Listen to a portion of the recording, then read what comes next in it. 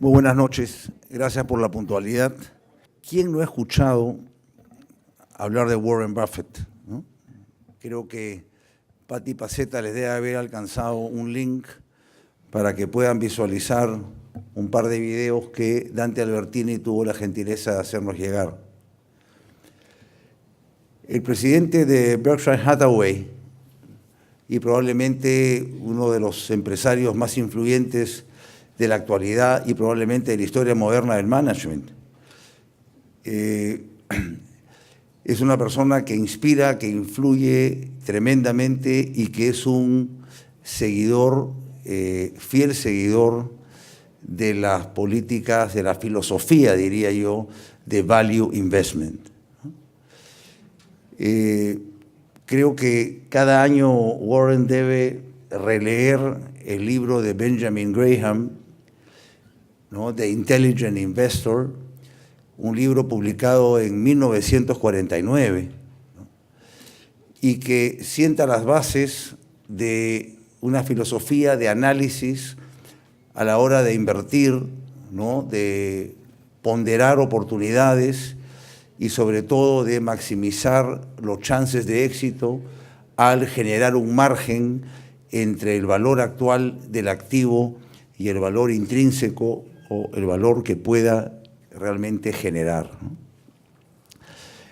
Warren Buffett dicen que relee también otro libro publicado en 1936, pero tiene varias ediciones y se lo recomiendo, escrito por Dale Carnegie, que se llama How to Make Friends and Influence People, ¿no? Y esos dos libros, uno que da las pautas sobre el análisis para la toma de decisiones en inversiones, pero que si lo llevamos inclusive a la vida personal, puedes aplicarlo en decisiones cotidianas, ¿no? Y la otra que marca la manera de relacionarse, ¿no es cierto?, y de ganarse la confianza dentro del network natural que implica hacer negocios.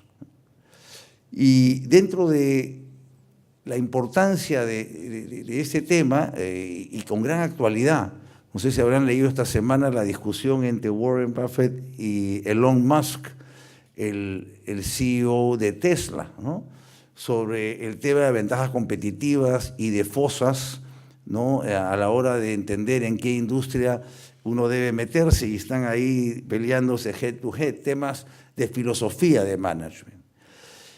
Y ¿quién mejor que Dante Albertini, entrañable amigo, profesor de la universidad, exalumno de la universidad, quien lidera un fondo de inversiones en un campo que le apasiona, habiéndose formado y creado una de las empresas más exitosas de exportación de confecciones textiles del Perú, y sin embargo se tiró con cuerpo y alma al mundo justamente del manejo de fondos de inversión bajo la filosofía de value investment. Entonces creo que va a ser una noche muy importante donde Dante nos va a contar de su experiencia, sobre su filosofía y sobre los casos y la manera como se analizan inversiones, ¿no?, que es parte de su día a día, ¿no es cierto? Entonces, dentro del perfil del Q&A de empresarios que nos cuentan, ¿no es cierto?, sus inquietudes, recomendaciones, aciertos, desaciertos, etcétera, el que esté centrado en un tema sobre inversiones que al final de cuentas todo el que está en un business school, todos los empresarios, son el tipo de decisiones que tomamos casi todos los días. Dejo con ustedes a Dante Albertini.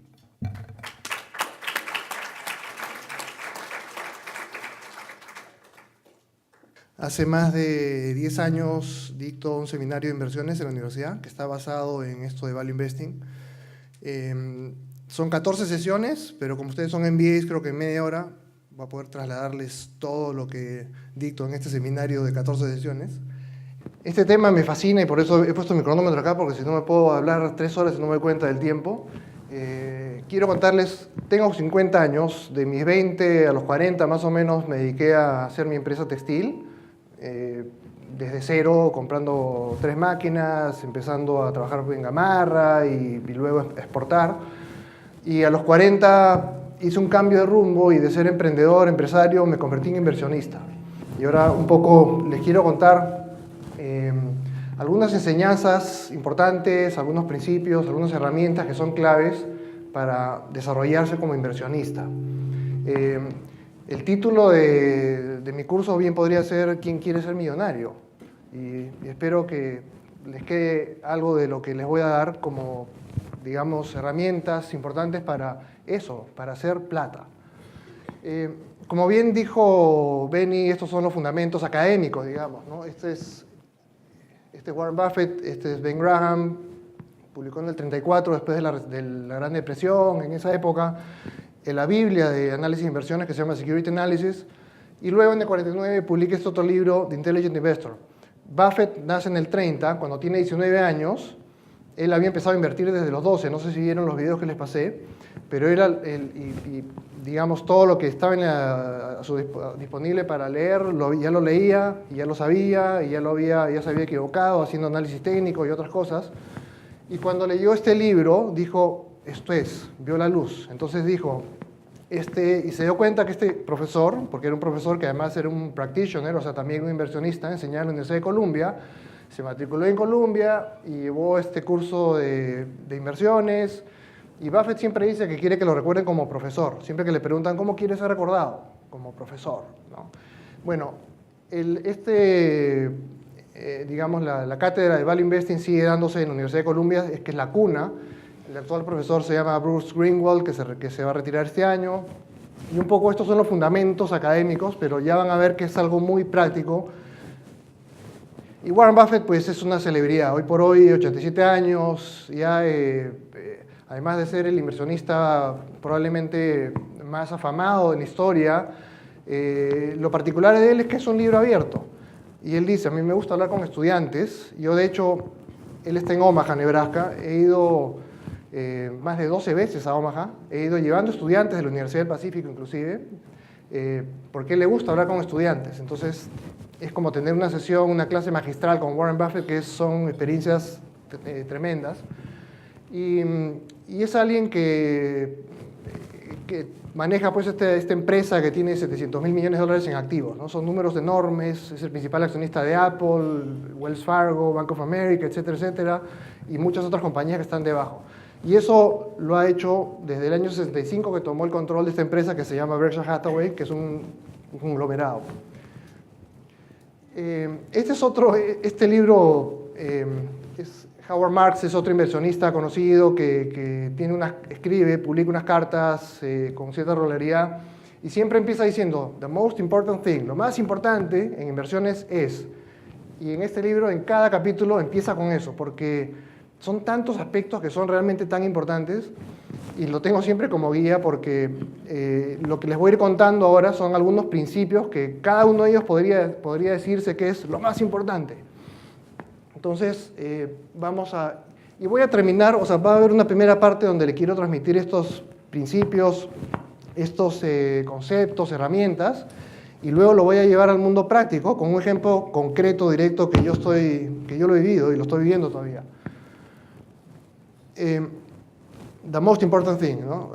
Este es un dicho de Warren Buffett, no soy mejor inversionista porque soy hombre de negocios, soy mejor hombre de negocios porque soy inversionista. El rol del hombre de negocios, del emprendedor, se entiende como aquel que está, pues, ahí preocupándose de las áreas operativas, de marketing, ¿no es cierto?, finanzas, un poco lo que estudian ustedes. Y el inversionista se entiende como, no sé, pues uno piensa el fund manager de las FPs, ¿no?, que están analizando balances todo el día. Y usualmente la carrera de ese inversionista profesional institucional ha seguido esa línea, ¿no?, en el banco, analizando, y luego se convierte en gestor de inversiones. Lo que dice Buffett, y que es en realidad mi experiencia personal, el ser empresario y el pasar al otro lado y convertirte en inversionista, que es la gestión de los fondos, digamos, se potencia una a la otra. Si definimos rápidamente inversión, es intercambiar, o sea, lo más simple es intercambiar dinero por algún activo financiero, ¿no? El concepto más simple, ¿no? Estoy invirtiendo, compro una acción, $100 por una acción que dice $100, estoy invirtiendo, con la expectativa de que esa acción en el tiempo valga más, ¿no es cierto? En el mundo de las empresas, una empresa saludable genera flujos, ¿no es cierto? Y tiene rentabilidades, si no estaría muriendo. Y bueno, el rol del inversionista dentro de la empresa es decir qué hacer con los flujos que genera la empresa. Puedes crecer, ¿no es cierto?, comprando más máquinas o comprando más locales, dependiendo de tu giro de negocio, puedes comprarte a la competencia, puedes integrarte hacia atrás, hacia adelante, hay una serie de alternativas. Puedes devolverle dinero a los accionistas, vía dividendos, recompra de acciones, todo eso es el mundo de la inversión. Eso es lo que hace Warren Buffett hoy día, principalmente. Esta empresa Berkshire Hathaway más o menos percibe como $400 millones semanales. Son números enormes, ¿no? 400 millones semanales. Y él dice, mi chamba es básicamente estar leyendo todo el día y decidir qué hacer con esos 400 millones, comprar bonos, acciones, etc. Y el rol del inversionista dentro de la empresa es otro término que se emplea, es el capital allocator, es el alocar el capital, qué hacer con el capital, ¿no? Otra idea que viene de Charlie Munger, que es el otro viejito que está en el video, que tiene 94 años, acá están los dos, Warren y Charlie, que es un dúo bien particular, tienen una historia interesantísima y ambos se complementan muy bien. Y Charlie dice, take a simple idea and take it seriously. Toma una idea simple y tómala seriamente, ¿no? ¿Y a qué me voy a referir esto ahora? Esta es una foto tomada en la Junta General, la Junta Anual de Berkshire, le llaman el Woodstock, es como un festival de capitalismo, ¿no? Y están ellos, los dos, adelante, que es el video que les pasé, tienes 40.000 personas ahí, y están 5 horas, preguntas y respuestas. Es toda una experiencia, ¿no? Y es algo único en la historia, y no sé si se vuelve a repetir, porque ya tienen 84, y 87 y 94. No sabemos cuántos años más les quede, pero mentalmente por lo menos están muy bien. No había un video ahí enseñando cómo por $10.000 hacer Sí. Exacto. Y esa idea simple a la que me quiero referir es esta, the power of compounding. Todos sabemos el tema y lo han escuchado y lo entienden, ¿no es cierto? Crecimiento geométrico, el interés compuesto.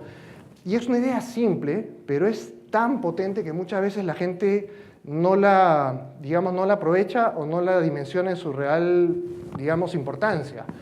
Porque el ser humano estamos más diseñados para pensar de manera lineal. Cuando tienes temas de crecimiento geométricos, no sabemos manejarlos. Habrán escuchado el ejemplo de los indios nativos en Estados Unidos que vendieron la isla de Manhattan de Nueva York en $24, en 1626. Entonces uno podría decir, es como una leyenda popular, y si buscan en Google sale, ¿no? En 1626, las tribus indias nativas vendieron la isla de Manhattan, Nueva York, la vendieron por $24. Entonces, ¿qué mal deal hicieron? Pero the power of compounding, esos $24, si hacemos un número rápido, y tú dices, imagínate que lo invierta al 7% anual, ¿ok? 7% anual más o menos es duplicar cada 10 años.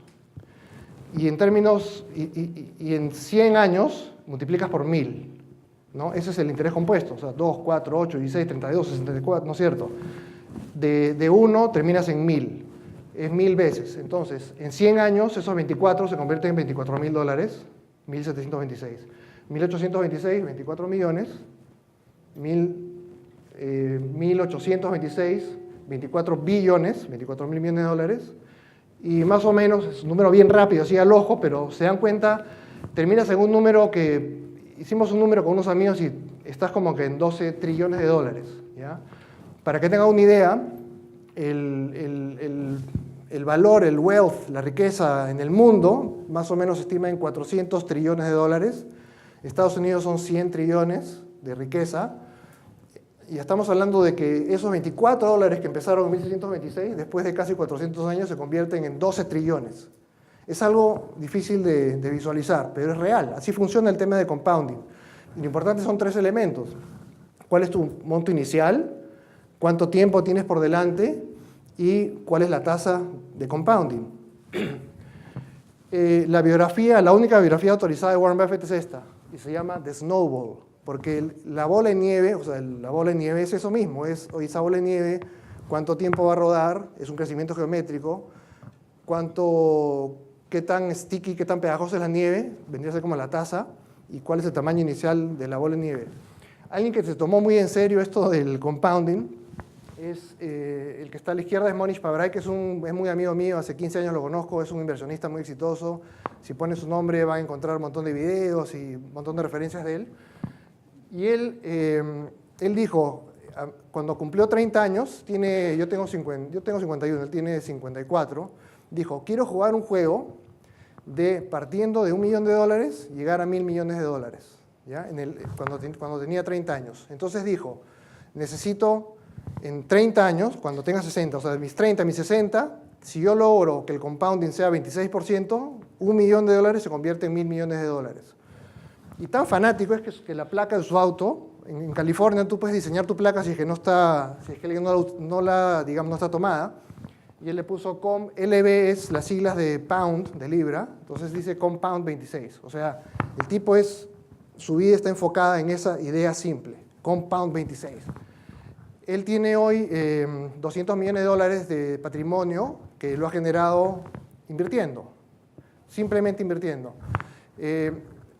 Esos 30 años, de nuevo, y es importante manejar esos números porque 26% es duplicar cada 3 años. ¿Han escuchado la regla 72? No sé si saben esa regla que te dice, es una manera rápida de calcular cada cuánto tiempo se dobla el número inicial, ¿no? 7% es 7 años, es 10 años, ¿no? O sea, 26 es 3 años, más o menos.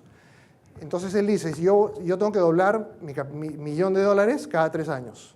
Entonces empiezas con 1, al año 3 tienes 2, 4, 8, 16, 32, 64 y llegas hasta $1.000 millones. En 30 años tienes 10 periodos de 3, ¿no es cierto? Y eso implica 2 a la 10, que es 1.000, más o menos, 1.024, 1.000. Ahora, si se ponen a pensar, cuando y está claramente en esa ruta, o sea, va a llegar a tener $1.000 millones líquidos, y él además lo habla públicamente, no es ningún secreto, está ahí publicado porque maneja un fondo de inversiones. Cuando llega el año 27, va a tener $500 millones, ¿no? Y en los últimos 3 años, cuando vuelve a duplicar, esos 500 se convierten en 1.000. Entonces, si se pone a pensar de Power of Compounding, tomaste 27 años en hacer 500 millones, y los últimos 3, para el mismo monto, 500 millones. O sea, cuando los números son muy grandes, ya es geométrico el crecimiento. Es una idea bien importante y entonces cuando uno dice que invertir largo plazo, es real el tema de largo plazo. Todo el mundo lo dice, todo el mundo lo sabe, ¿no? Cuando hablas de inversiones, largo plazo, pero en la práctica la gente no se comporta pensando en el largo plazo. Otra idea importante, clave, es esto de si es un casino o es un bazar, la bolsa, ¿no es cierto? La bolsa de valores. Para mucha gente la bolsa es un casino, es una timba, no sé cómo se mueven los precios, suben, bajan. Y lo que importa acá es cómo lo tome uno. Si para uno la bolsa es un casino y se comporta como un especulador, que no tiene nada de malo, si alguien te empieza a hablar solamente del precio de una acción, no es inversión, por definición. O sea, hablar de precio es simplemente vas a especular, porque eso no hay mucha información detrás de eso. Solamente hay información del comportamiento de los participantes en el mercado. Los participantes en el mercado son inversionistas o especuladores, si quieren diferenciarlo de esa manera. El inversionista lo que hace es mirar la empresa, cuánto produce, cuáles son los cash flows, los fundamentos, el análisis estratégico, todo lo que ustedes estudian, y en base a eso se forma una opinión de cuánto vale. Y luego ves el precio en la bolsa y dices, oye, si esto hay una diferencia importante, pues es una buena inversión. El especulador no le interesa a la empresa ni nada, le interesa, oye, ¿cómo está la gente que está hablando? ¿Ah? La gente ¿cómo está el ánimo? ¿Qué tal o cual industria? ¿Qué es lo que va a pasar? O sea, son conceptos muy diferentes. Y lo importante es saber qué es lo que es uno, ¿no? Definirse, ¿yo soy especulador o soy inversionista? Otra idea importante es que valorizar no solamente, o sea, el valuation es esclavo de la contabilidad, las finanzas son esclavas de la contabilidad. Tienes que utilizar los números que te presentan los contadores para hacer tu análisis cuantitativo. De hecho, esto es lo que utilizamos en el seminario que dicto, es el método cuantitativo, que no hay nada del otro mundo. Puede parecer ahí medio complejo, pero en realidad es algo muy simple. Y lo que hacemos es el valor de una empresa, y esto se aplica para cualquier empresa pública o privada, es exactamente lo mismo. Se puede hablar de que hay 3 componentes. Uno es ver los activos que tiene la empresa. ¿Y dónde está eso? En el balance. Pero ese balance es lo que el contador me ha presentado con información histórica. No, tengo que ajustarlo a la digamos, información de mercado. Ese balance, cuando lo ajusto, como con ojos de analista y de inversionista, llego a lo que se llama el NAV, Net Asset Value. ¿Cuál es el valor neto del patrimonio de esa empresa? Ese es un primer vistazo viendo el balance. Un segundo vistazo del valor de este negocio es Earnings Power. O sea, ¿cuánto gana este negocio? ¿Cuánto está generando de cash flows al año? Y lo que haces es mirar la información presente y simplemente extrapolas. Dices, no voy a asumir crecimiento, eso lo voy a ver después. Esa segunda columna que ven en EPV, Earnings Power Value, es otra vista, son varias vistas que tomas de la empresa, de cuánto puede valer. Y la tercera es, oye, growth, ¿esta empresa va a crecer? ¿No va a crecer? Y si va a crecer donde tiene ventajas competitivas, donde tiene poder de precios, o sea, donde puede tener rentabilidades interesantes. No vamos a entrar al detalle de esto, pero no es nada del otro mundo, y es utilizar la información contable, ajustarla con ojos de analistas, y llegas a unos números que te dicen cuánto vale más o menos esta empresa. ¿Y por qué requiere mucho más que contabilidad? Y esto está en el reporte anual de Berkshire Hathaway, la empresa de Buffett, siempre tiene una parte que dice el Owner's Manual, el manual del propietario, ¿no? Y él dice, cuando estamos buscando inversiones, y es indiferente si es una empresa privada o es una empresa que está cotizando en la bolsa, es indiferente, o sea, es el mismo análisis. Y lo que buscamos son 4 criterios. Primero, un negocio que podamos entender, algo tan obvio y tan simple, pero no significa, oye, entender, significa el entorno competitivo, digamos, el producto, la cultura de la empresa, etcétera. Que tenga prospectos favorables de largo plazo, o sea, hacia el futuro. Tú cuando compras un negocio estás comprando el futuro. El pasado es una referencia digamos, para que te sirve para hacer el análisis, pero lo que te debe interesar y lo que va a determinar si ganas o no plata es qué pasa en adelante. Tercero, operado por ejecutivos, directorio, personas honestas, dice, ¿no? Y ahí tienes que hacer un análisis casi como un stalker, ¿no? Tienes que ver quiénes son los emprendedores, quiénes son los accionistas, cuál es la trayectoria de ellos, qué tan alineados están conmigo, como si yo soy un accionista que voy a comprar una acción chiquita y no soy minoritario y voy pasivo y outsider, si ellos están alineados con mis intereses. Y el último punto es un precio razonable, ¿no? Entonces, si se fijan, de esos 4 elementos, el único que es netamente cuantitativo es el último, que en base a tus criterios que te formas con las preguntas anteriores, cuando haces tu análisis numérico, que no necesitas Excel, Buffett no usa ni siquiera computadora ni calculadora, o sea, todos los análisis, y eso es real y comprobado. O sea, lee los reportes anuales, no hay que hacer simulaciones, hojas de cálculos muy complicadas, es algo en el fondo simple. Y con eso él determina cuál es el valor, ve cuál es el precio al que están ofreciéndose en el mercado esas acciones, y ahí toma la decisión. Entonces, lo que les estoy hablando, esta es otra idea clave de Value Investing, es que el precio y el valor son temas independientes. Tenemos los mercados, que de alguna manera son mecanismos de búsqueda de valor, ¿no es cierto? Es interacción de todos los partícipes, tratan de, oye, ¿cuál es el valor de esta empresa? ¿Cuál es el valor de esta acción? Pero los mercados son emocionales. No sé, no sale solo un día y la acción y la bolsa se cae porque la gente está deprimida o hay una tormenta, y es real, ¿no? Pablo Guerrero no juega el Mundial, la bolsa de Lima se cae. Y es real, o sea, somos seres humanos y las emociones que tenemos no las podemos desconectar. Entonces, el Value Investor lo que hace es tener claridad sobre cuál es el valor intrínseco, cuánto vale fundamentalmente este negocio, y esa es un poco esta línea roja. Y la línea verde y la otra línea son las fluctuaciones que se observan, o sea, sube, baja por diferentes pasiones. Entonces, el Value Investor lo que hace es, oye, compro por acá, pues, no voy a comprar por aquí. Entonces, tienes claramente ese parámetro de referencia de cuál es el valor. Entonces, price is what you pay, lo que tú das, valor es lo que tú recibes. Que no lo observas inicialmente, pero tú confías que eventualmente el mercado va a reconocer ese valor. Y vamos a ver un ejemplo concreto ahora. Otra idea clave es el tema de riesgo. Y acá hay un trasfondo por, digamos, la manera en que se enseña contabilidad, finanzas. Hay mucha... Digamos, los economistas que han tenido influencia en el mundo de las finanzas quieren medir todo, ¿no? Entonces, para medir el riesgo, usas betas, que es volatilidad histórica, ¿no? Entonces, se termina con términos como, por ejemplo, yo como inversionista en particular, yo no quiero más riesgo, yo quiero menos riesgo, ¿no es cierto? Y es lo que para mí riesgo además es pérdida permanente de capital, la probabilidad de que yo tenga una pérdida permanente de capital. Perdón, me pasé. Acá lo que resaltaba es lo que él dice, ¿no?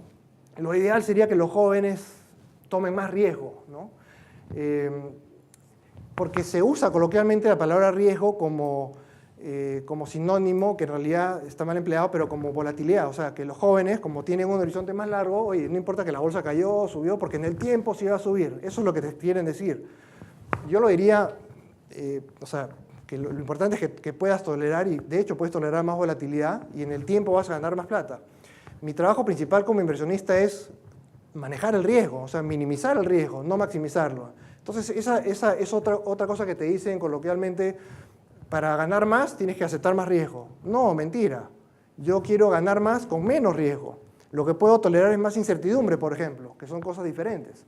Incertidumbre es no sé qué va a pasar, pero riesgo es que puedas perder plata de verdad, ¿no? En un periodo suficientemente largo.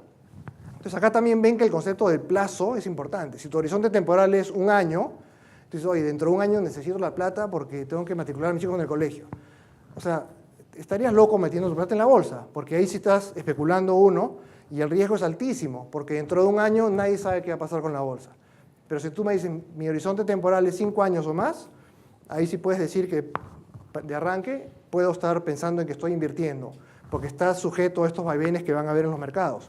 Warren Buffett, uno de los hombres más ricos del mundo, su fortuna, $70,000 millones, no sé cuánto está, y ha donado una gran parte, o sea que es, bueno, 3 veces en los últimos 40 años, 50% de caída, ¿no? O sea, perdido entre comillas, 50%, según el valor de mercado. El tipo les aseguro que no ha perdido el sueño ni una vez. Mi amigo Monish, que tiene 200 millones ahora, en la crisis de 2008, perdió 60%. La bolsa se cayó 40%, él perdió, pero el tipo, no pasa nada, me dicen.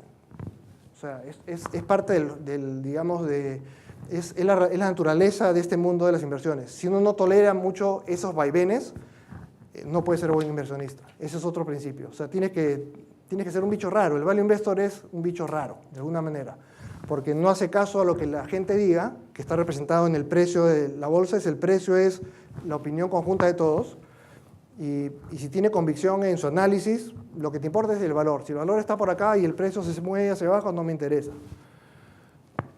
Entonces, como corolario del anterior, también el tema de estos de KPM, betas, value at risk, todas estas fórmulas que son muy entretenidas de enseñar, que es lo que dice Charlie Munger en el video, no sirven. O sea, y soy el rebelde value investor, y de hecho cuando enseño en la universidad, que tienen esto fresco, porque viene una camada de alumnos que acaban de estudiar esto, es como en la película esta de Dead Poets Society, que le dicen, saquen eso y rómpanlo, no sirve.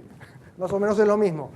Y no es que lo digo yo, que soy un mortal así común y silvestre, viene del Olimpo, esto viene de Warren Buffett y de los mejores inversionistas de la historia. Todas estas fórmulas te dan una sensación de precisión que en realidad lo que hacen es que te estás engañando a ti mismo, porque simplemente no sirven.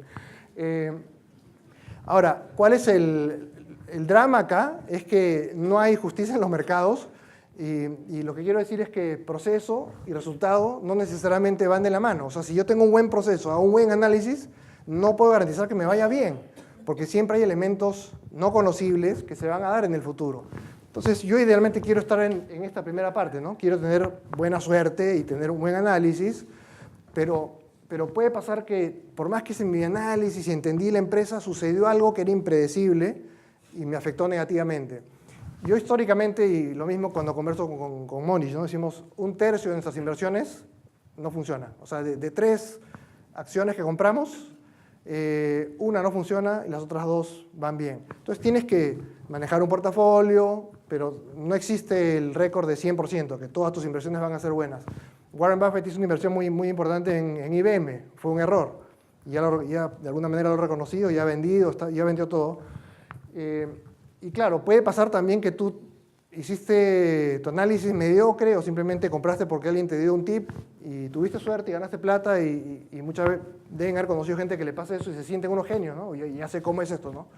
Y claro, el mercado te va a hacer ver bien claro que en realidad no sabes y que tuviste un golpe de suerte.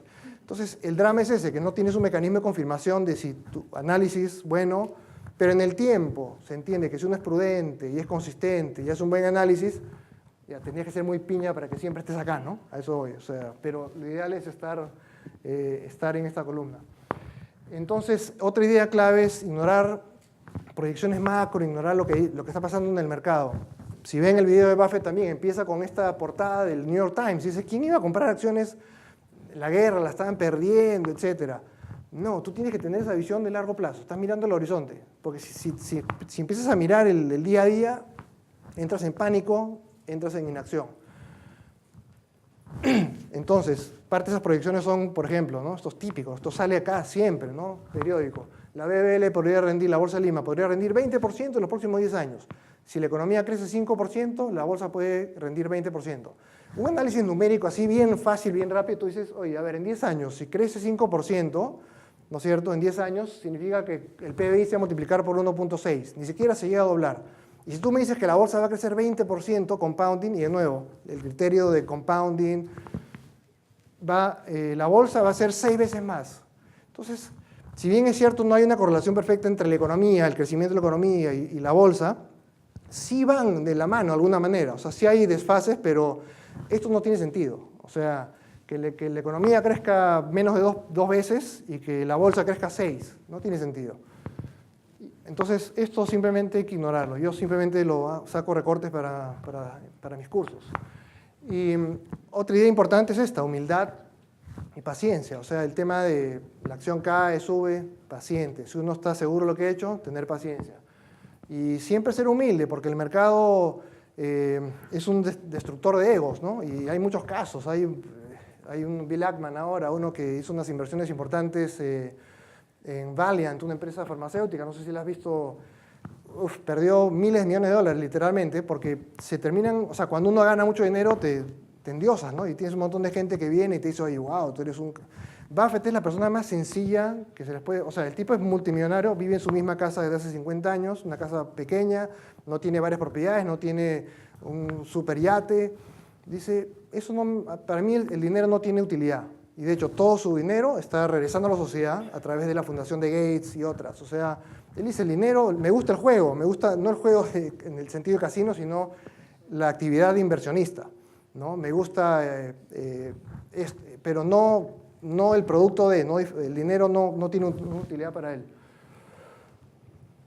Y acá, para graficar rápidamente este tema de value investing con un poco de animación, si yo hago un análisis y digo, para mí esta acción vale 20, ¿ok? Y cuando hago el análisis, de repente estaba en $15 la acción. Entonces simplemente no hago nada y literalmente eso es lo que hacemos con mi grupo que tengo.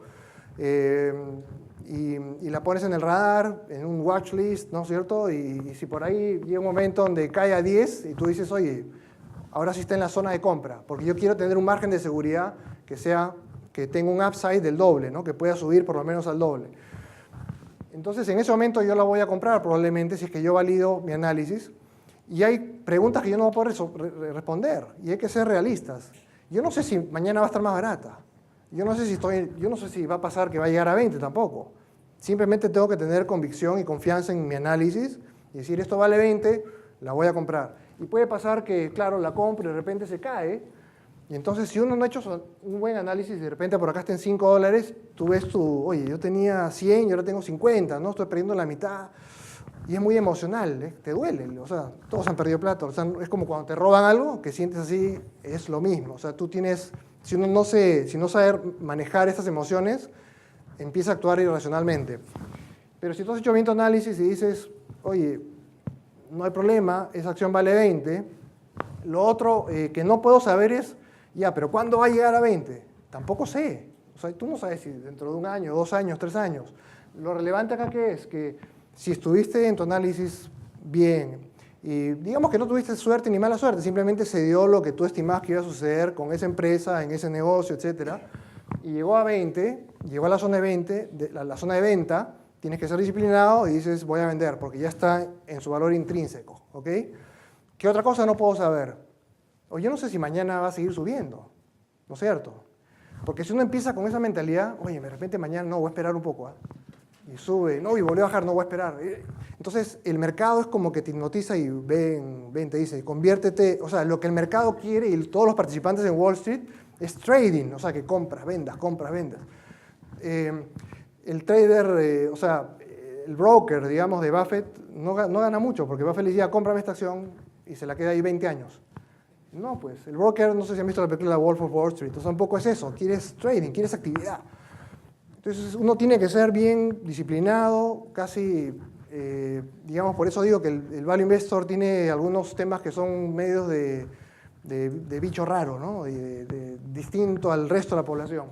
Tú vendes en 20, entonces lo único que te interesa es lo siguiente. En 3 años, ya sabemos, ¿no? Duplicas en 3 años, es 26% de rentabilidad anual. Oye, es un buen negocio, ¿no? Si esta de 10 se fue a 20 y pasó en 3 años, 26. Si pasó en 5, es 15%. Es una súper rentabilidad. Y 7 son 10 años. 7 años, perdón, si duplica en 7 años es 10%. Entonces, lo que a mí me interesa como Value Investor es cuál es ese valor fundamental, ¿no es cierto? Y tengo un horizonte, y si tengo un margen de seguridad, o sea, de 10 a 20, que es doble, puedo esperar hasta 7 años. 7 años es 10% de rentabilidad, que es bastante razonable, ¿no es cierto? Estrategia de búsqueda. Y acá ya voy a ir entrando un poco al ejemplo concreto, real, de esta empresa que hicimos una inversión en conjunto, que ahora les cuento. Una manera, o sea, estrategia de búsqueda significa, como inversionista, oye, ¿cómo encuentras oportunidades, ¿no? Bueno, tienes que estar leyendo todos los periódicos, tienes que hacer, digamos, algunos filtros, no sé si, o sea, hay muchas herramientas ahora, y muchas gratis, que simplemente pones, oye, muéstrame empresas de tal sector que tengan múltiplos que estén por acá y que su crecimiento haya sido tal, y empiezas a hacer búsquedas. Otra manera de buscar es, como le llamamos con Monish, clonar, que suena mejor que plagiar, ¿no? Pero no es plagiar, ahora van a ver por qué. ¿Clonar qué significa? Significa ver qué hacen otros inversionistas inteligentes, reputados, con los que tú dices, este tiene una filosofía con la cual yo coincido, otros value investors, y ver qué hacen ellos.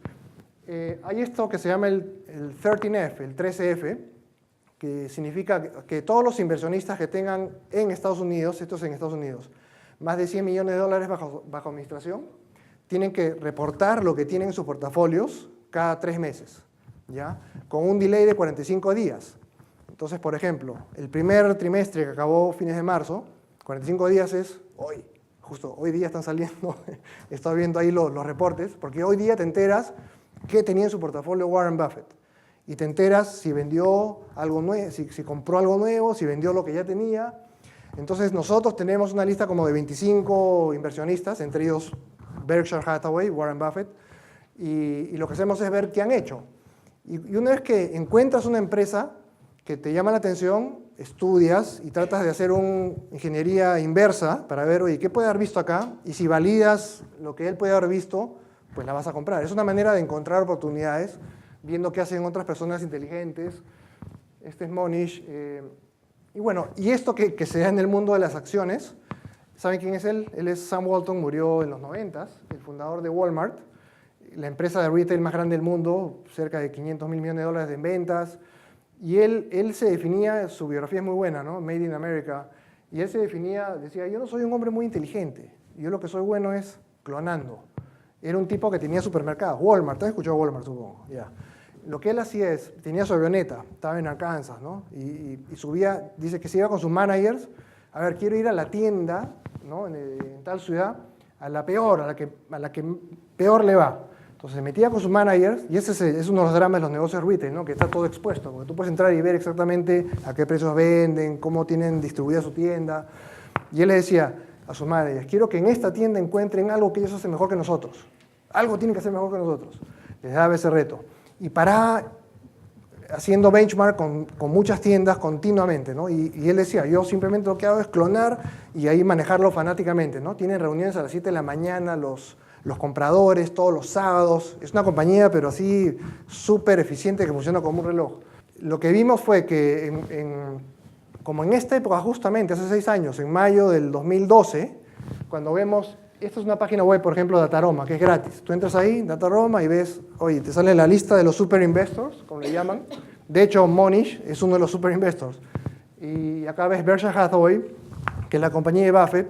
Entonces tú ves qué compró, qué vendió. Y lo que vimos fue que en el primer Q del 2012, compraron 10 millones de acciones ¿en qué empresa? General Motors. Y pues General Motors, qué raro, ¿qué ha pasado? Es una compra chica para Berkshire, o sea, son a $25, 250, 260 millones de dólares, pero nos llamó la atención. Y había otro inversionista, David Einhorn, que también había estado comprando acciones de General Motors. Entonces dijimos, oye, vamos a analizar General Motors, vamos a entender qué está pasando en ese mundo. Cuando vimos General Motors, primero ves el contexto histórico. General Motors era pues la economía americana, ¿no? En los 50, en los 60, en la posguerra. Tenía una participación de 43%, después, claro, entran los japoneses y hay una competencia tremenda y se van hasta 19%. Y ellos en el 2009 quiebran, literalmente Chapter 11, reestructuración, el gobierno se hace cargo de la empresa, las acciones que llegaron a valer $93, cero, o sea, cero, eso sí es riesgo, pérdida total. Esta es una foto cuando los tres CEOs de las tres compañías principales, este es el de General Motors, este es Nardelli, que era el CEO de Chrysler en esa época, y el de Ford, y este es el representante de los sindicatos, van a una audiencia al Congreso a pedir plata, necesitaban un bailout en el 2009, y lo curioso es que cada uno fue en su avión, ¿no? Y los senadores agarran, o sea, han venido a pasar el sombrero y cada uno no ha podido ponerse de acuerdo, si todos vienen de Detroit, es venir en por lo menos un avión. Esa es la anécdota curiosa. Y Ford no necesitaba plata, General Motors estaba muerta y Obama decide, oye, no, esto tiene un impacto muy fuerte en la economía, muchos empleos y tal, tenemos que nacionalizarla. Y por eso mucha gente decía, ya no es General Motors, ahora es Government Motors. Y Chrysler, lo que pasa con Chrysler es algo bien interesante que ahora les cuento, pero y estoy así aceleradamente resumiendo un trabajo de fueron 2 semanas intensas de lectura y de estudios hasta las 3 de la mañana, pero muy apasionante. O sea, te tiene que gustar el tema de meterte en un tema y leerlo y estudiarlo, y no es estar parando en la pantalla y comprando y vendiendo, es estudiar algo y entenderlo, casi como si fueras un periodista de investigación, que quiere sacar un documento o algo así. Esa es la mentalidad del inversionista Value Investor. Las ventas de autos en Estados Unidos, históricamente, estos son los periodos de recesión, esta es la gran recesión, se cayeron a menos de 10 millones de autos al año, o sea, las compañías se desangraban. Además, el precio de la gasolina subió mucho, no tenían los carros chicos, una serie de situaciones se dieron. Eso llevó a la quiebra, literalmente, de estas empresas. Otra cosa interesante que vimos en el 2012 es que la edad promedio, la antigüedad promedio de los autos venía en incremento. Entonces, oye, ahí hay una demanda. En Estados Unidos se venden hoy 18 millones de autos al año. Acá se venden, creo, 170.000, 180.000, felizmente. Si no, imagínense el tráfico, ¿no? Yo cuando veo esos números que van hacia abajo digo, pucha, mejor, menos tráfico. Pero en Estados Unidos es, creo que 900 autos cada 1.000 habitantes. Acá en Perú son 70, 80, felizmente de nuevo, ¿no? Entonces literalmente hay 290 millones de autos o vehículos, ¿no? Ahí están motos y todo, pero se veía que había una demanda, digamos, que estaba aguantada porque había mucha antigüedad y tenías que reponer. Otra cosa que vimos en el 2002 interesante fue que la economía de estos autos, por las innovaciones y tecnología, había mejorado mucho. O sea, un auto del 2003 que te daba 13 kilómetros por galón, subía a 20, ¿no? De 22 a 28. O sea, tenías un incentivo además, renovar tu auto porque tenías un mejor consumo de combustible. Y bueno, leímos literalmente todos estos libros y más, y fue apasionante porque tienes que tener un atractivo especial para uno el aprender, el leer. A mí me encanta leer, aprender, uno tiene que ser curioso. Esa es otra característica del Value Investor, ¿no? Ser curioso. Y cuando vimos, cuando seguimos viendo General Motors en el contexto de la industria automotriz global, vimos, oye, el primero está Volkswagen más o menos con General Motors y Toyota, están en los primeros 3 con 8, 10 millones, ahora están como que en 10 millones de autos al año. Y cuando hicimos el análisis vimos, oye, acá está esta compañía Fiat Chrysler con 4 millones, esto es información del año 2002. Entonces, oye, a ver, Fiat Chrysler, ¿qué es esto de Fiat Chrysler? Fiat es una compañía italiana, Chrysler es una compañía norteamericana. Chrysler quebró, literalmente, el 2009 y sí sabíamos, estamos en el 2012, que habían hecho un deal con los italianos. Y este deal lo hicieron con los Agnelli, que es por eso la dinastía de los Agnelli, están en la quinta generación. Él es el tataranieto, que es el actual CEO y presidente de Fiat y de la empresa digamos, con la que tienen varios otros negocios. Este es Monish con él. Yo también lo he conocido y lo voy a... Bueno, ahora les cuento un poco más. Y no se trata de rodearte de celebridades, sino de entender bien quién es el que está cuidando tu dinero. Porque si yo voy a ser inversionista de Fiat, quiero entender bien cómo se va a comportar quien está manejando el negocio. John Elkann es una historia, hay un documental en HBO inclusive, ¿no? del tatarabuelo, le pasa la posta al nieto, que era Gianni Agnelli, su hijo se suicida, ese era el hijo del hermano de él, de Umberto, Giovanni Alberto, que le da un cáncer y se muere, y terminan el hijo de su hija, de Gianni, que se llama John Elkann Agnelli, que tiene exactamente 10 años menos que yo, lo meten al directorio cuando tenía 20 años, y lo nombran CEO, y los italianos es como la mafia, ¿no? O sea, uno nomás, el padrino es él, ¿no? O sea, lo nombran el padrino y toda la familia se tiene que alinear ahí. Solamente hay un voto son temas ya anecdóticos. Pero cuando analizamos Fiat en el 2012, ¿qué vimos? Oye, Fiat en ese momento estaba comprando Chrysler, porque Chrysler, ahora les hablo de Sergio Marchionne. Sergio Marchionne fue donde se había hecho un task force para decidir si Chrysler quebraba o no.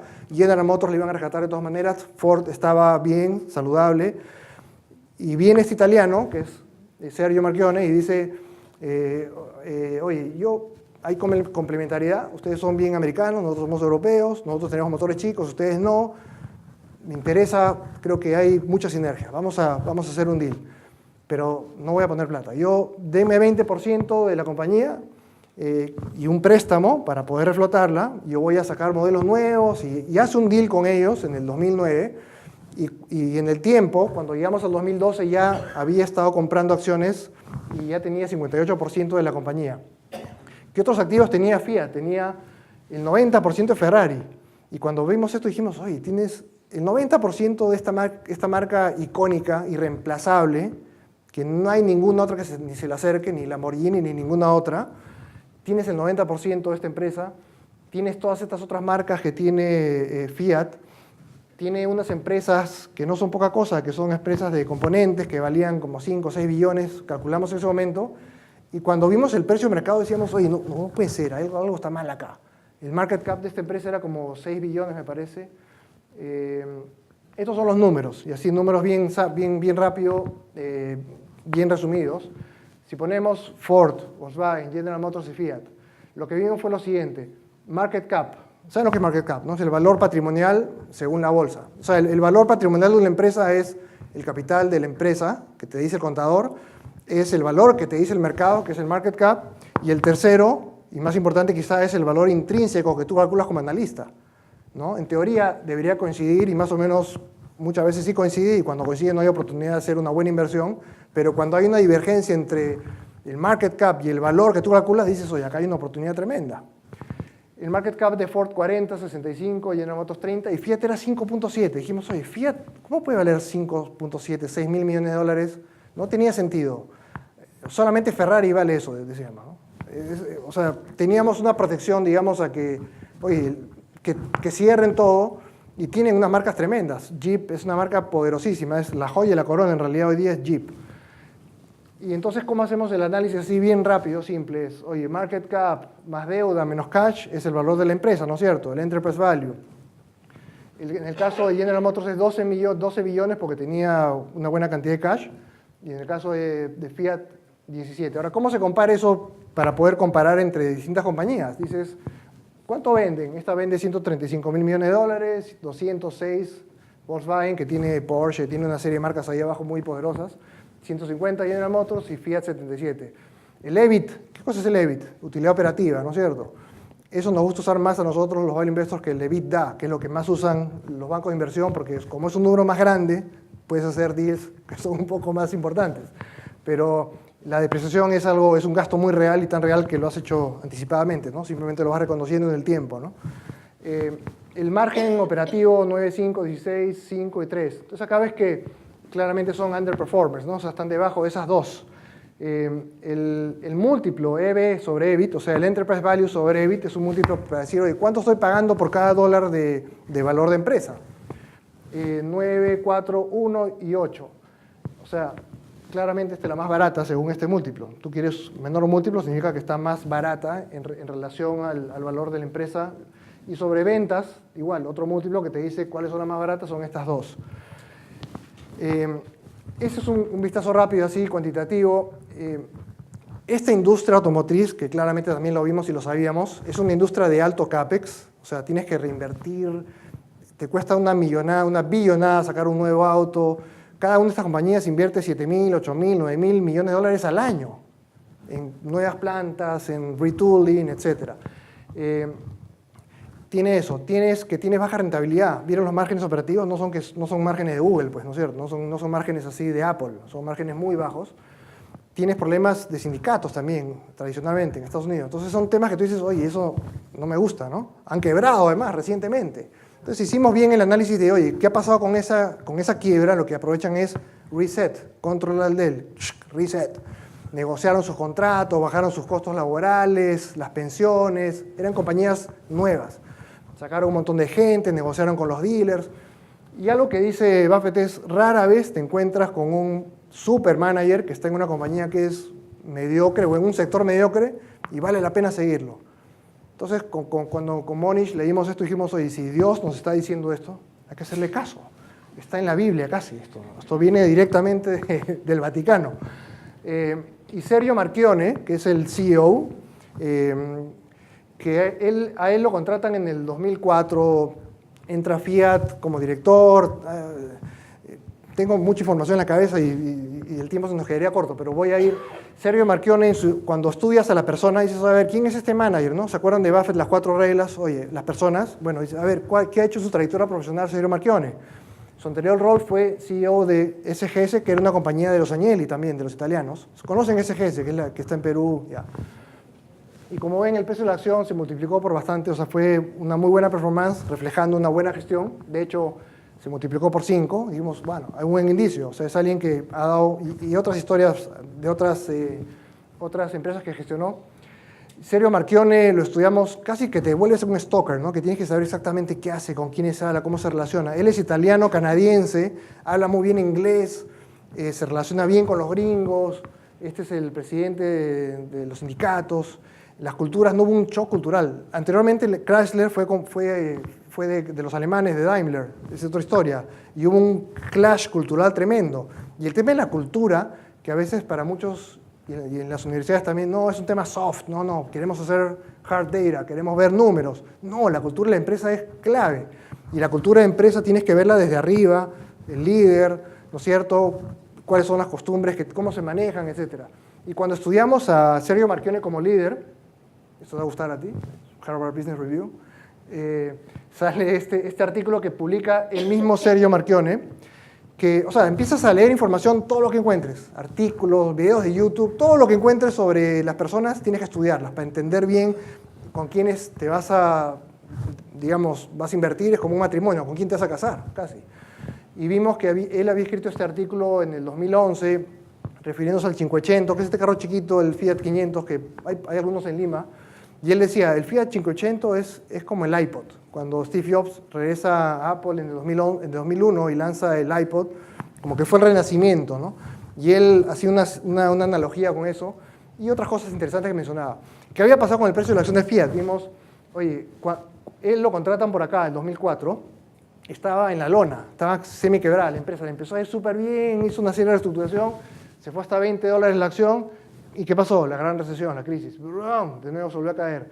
Y por acá él hace el deal con Estados Unidos. Va donde Obama y ellos le dicen, oye, yo dame Chrysler 20% y hace toda una estrategia que le termina costando al final, el número final fue $9.000 millones. Él ha pagado por Chrysler $9.000 millones.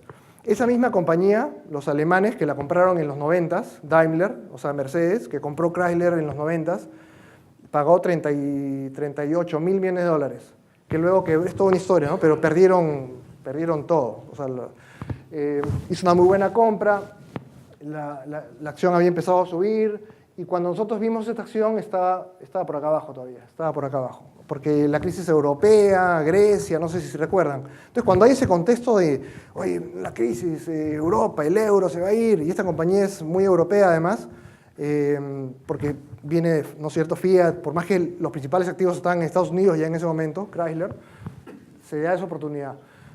Y Marchione lo que dice, y esto es típico de los analistas, ¿no? Les encanta estas simbologías sin miedo de casino también, ¿no? O sea, así una máquina del premium debt, porque Marchione lo que dice, tenemos que abocarnos a los carros grandes, las SUVs, los Jeeps y los carros premium, ¿no? Las marcas premium, Maserati, obviamente Ferrari, etc. En el 2000, y esto es literalmente el mismo cuadro que tengo de esa época, ¿no? Que lo he usado después, pero son los números que hicimos en 2012. Entonces dijimos, Fiat 2012 vende 77 mil millones, 3.7 su margen operativo, estás pagando 8.5 veces EBIT y el precio es 3.28, ¿ya? Detrás de esto pues hay una serie de análisis, pero el resumen era este. Dijimos, oye, nuestro rango de valor, porque no es que tengas un número, es un rango más o menos, dijimos, yo creo que van a vender más, o sea, es una de las primeras cosas que uno busca, crecimiento, va a vender más, 139, 157, 174 billones. Su margen operativo tiene que mejorar, 4, 6 o 10 le pusimos como el mejor escenario, y el múltiplo también debe mejorar. Entonces, cuando tienes esas tres cosas, que va a haber crecimiento, va a mejorar sus márgenes y va a mejorar sus múltiplos, esas tres cosas matemáticamente es como, o sea, si tú empujas algo, se va a mover, la acción tiene que subir. Entonces vimos que había un upside, o sea, que podíamos ganar hasta 3 veces, 5 veces, 9 veces. Aquí no se le hace agua a la boca, ¿no? Entonces, cuando Leo quiere ser millonario, si tú ves algo como esto en el 2012 y te convences de que estos números representan la realidad y que esto es lo que va a pasar en el futuro, en el 2008, porque ellos hacen un plan de 5 años que se está cumpliendo ahora y justamente van a presentar el nuevo plan para los siguientes 5 años. Y dijimos, sí, validamos algunos números y dijimos, oye, la acción debería pasar esto, vamos a ganar 3, 4, por ahí. Ya que una comparación con Volkswagen, ¿no? O sea, sus márgenes, comparen los márgenes, ni siquiera son supuestos heroicos. O sea, dijimos ya, el máximo es que llega a 10 cuando Volkswagen estaba en 16, etc. Y ahora, así como hicimos el ejemplo con los números, ¿no?, simulados, cualquiera, estos son los números tal cual reales. Entonces quiero que se pongan como que en los zapatos de un inversionista, ¿no? Que esto es lo que nosotros estábamos viendo real time. Claro, cuando uno ve el gráfico, ya se imaginarán que es una historia feliz, ¿no? Quizás, tú sabes que los mejores profesores en realidad, o las mejores enseñanzas las sacas de las derrotas, no de las que ganas, ¿no? Pero bueno, por ahora voy a contar una que funcionó. Pero cuando más aprendes es cuando sales herido y cuando te va mal. ¿Qué pasó con esta acción? Compramos por acá, más o menos, en 3.28. Y lo primero que pasó, ¿se acuerdan que le decía? Tú no sabes si va a bajar o a subir. Bueno, en noviembre, o sea, pocos meses, estaba en 2.80. Entonces, y continuamente tú ves los precios todos los días, ¿no? Oye, ¿qué hago? ¿Compro más? ¿Vendo? ¿Me quedo? Entonces, si tú estás mirando el precio, terminas mareado. Lo que tienes que mirar es el horizonte. ¿Y cuál es el horizonte? El valor. ¿Cuál es el valor referencial? 10, 17, 30 dólares por acción. Oye, para mí esto vale mínimo 10, no menos de 10. Si está en 3 o 4, estás todavía muy por debajo. Y dijimos, oye, hay justificación para que pueda valer 30 dólares la acción. Se había quedado 14%. Alguien que no ha hecho un análisis, de repente ahí 14, que no es mucho, pero de repente vende. Nosotros, nada, tranquilo, no pasa nada. ¿Qué pasó después? 2013 hasta el 2014. Por acá ya ellos se hacen del 100% de Fiat, de Chrysler, ya negocian con los ex trabajadores y ya tenían el control pleno de la empresa y la acción está en 7.98. Entonces, una rentabilidad anualizada del precio de compra en ese periodo relativamente corto del 62%. Entonces, claro, ahí tú puedes decir, bien Dante, vendo, tomo mis ganancias. Otra terminología típica ¿no es cierto?, de los bolseros. Toma tus ganancias, retira lo que has ganado. No me interesa esto, lo que me interesa es dónde está el valor. Y en ese momento ratificamos, inclusive nos fuimos más hacia la tendencia del mid o el high. O sea, esto vale 30 dólares. No pasa nada. ¿Qué pasó después? El mercado te pone a prueba. ¿Seguro que vale 30 dólares? Se va a 5 dólares 70, o sea, se cae 28%. Entonces, esto que lo estamos haciendo bien rápido, si se ponen a ver en varios meses, entonces la acción se cae. Oye, es como que el mercado, que es tu partner, te dice todos los días, oye, ¿quieres seguro que para ti vale 30? Porque Hay otra gente que está pagando y vendiendo a 5. ¿Ah? Entonces, si tú no tienes convicción de que el número de valor está muy por arriba, entras en pánico y vendes de repente, ¿no? Y ya, bueno, ya igual estoy ganando, puedes haber dicho. ¿Qué pasó después? Nos ponemos acá y pasó después que el mercado finalmente empezó a reconocer el valor de Fiat, siempre con altibajos, y se fue a $35, que es por donde está ahora, que es una rentabilidad anualizada de 50%, es más o menos 10 veces, o sea, $1 se convirtieron después de 6 años en 10, ¿no? Por eso tiene $200 millones, yo no tengo 200 millones, por si acaso, ¿no? Pero no puedo negar que sí me he ido bastante bien. El valuation que les dije, que es el mismo, ¿cuál es la realidad hoy? La realidad hoy es esta, está vendiendo 137, o sea, era el low, ¿no es cierto? Su margen sí subió un poco más del rango medio, el múltiplo está en 7.4 y el precio está en 35, o sea, casi 1000 veces, 1000%, que son 11 veces prácticamente. Y otra enseñanza o otro tema, y ya termino con un par de slides, es que los analistas, porque claro, hay pues toda esta estructura, ¿no es cierto?, en el mundo de inversiones, tienes analistas, y acá localmente también tenemos analistas que hacen comentarios y escriben. Nosotros nosotros leemos, cuando digo nosotros, mi grupo de inversiones, leemos lo que dicen los analistas como una referencia, pero no le damos importancia. Yo tengo que hacer mi propio análisis yendo a la fuente. Los analistas perennemente eran negativos. Por ejemplo, en el 2013, ¿no? Potential Merrill Derailment, o sea, se va a caer el deal con Chrysler, y la acción que estaba le daban 4 euros, ¿no? Estaba en 6 y decían, no, el target es 4.50. Entonces, de alguna manera, eso está reflejando el precio de mercado que estaba perennemente subvaluado. O sea, esto refleja la manera en que mucha gente se comporta, es leer esto. ¿Cuál es el target? 4.50 euros, ¿no? Y está en 6. Pucha, no, ¿quién va a comprar eso? O haces un short, ¿no es cierto? Este era el más negativo, Max Warburton. Y lo he escuchado, y siempre lo escucho porque en las conferencias hace preguntas y machetea, ¿no? ¿Qué pasa con Fiat, con Chrysler, sus márgenes porque son tan bajos, underperform, o sea, machetero.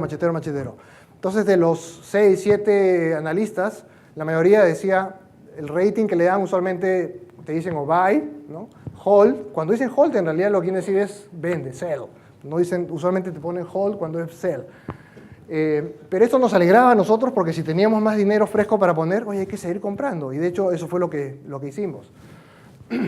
Finalmente, este es otro analista que esto es reciente, esto fue en enero del 2016, en el anterior conference call, y Adam Jonas de Morgan Stanley, es bien curioso porque nunca había visto un analista, es finalmente cuando los analistas claudican, me dicen serio, y lo que le dice, acá lo puse en letras grandes, ¿no? En el 2004, cuando recién nos introdujeron a ti en la industria automotriz, que venías, que no tenías experiencia, dijimos, ¿quién es este tipo, no? ¿De dónde ha salido?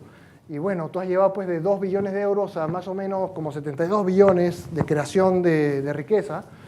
Y más importante que eso, cientos de familias, cientos de miles de familias en varias naciones. Fiat emplea 300 y pico mil personas en el mundo, ¿no? Tiene más de 50 fábricas.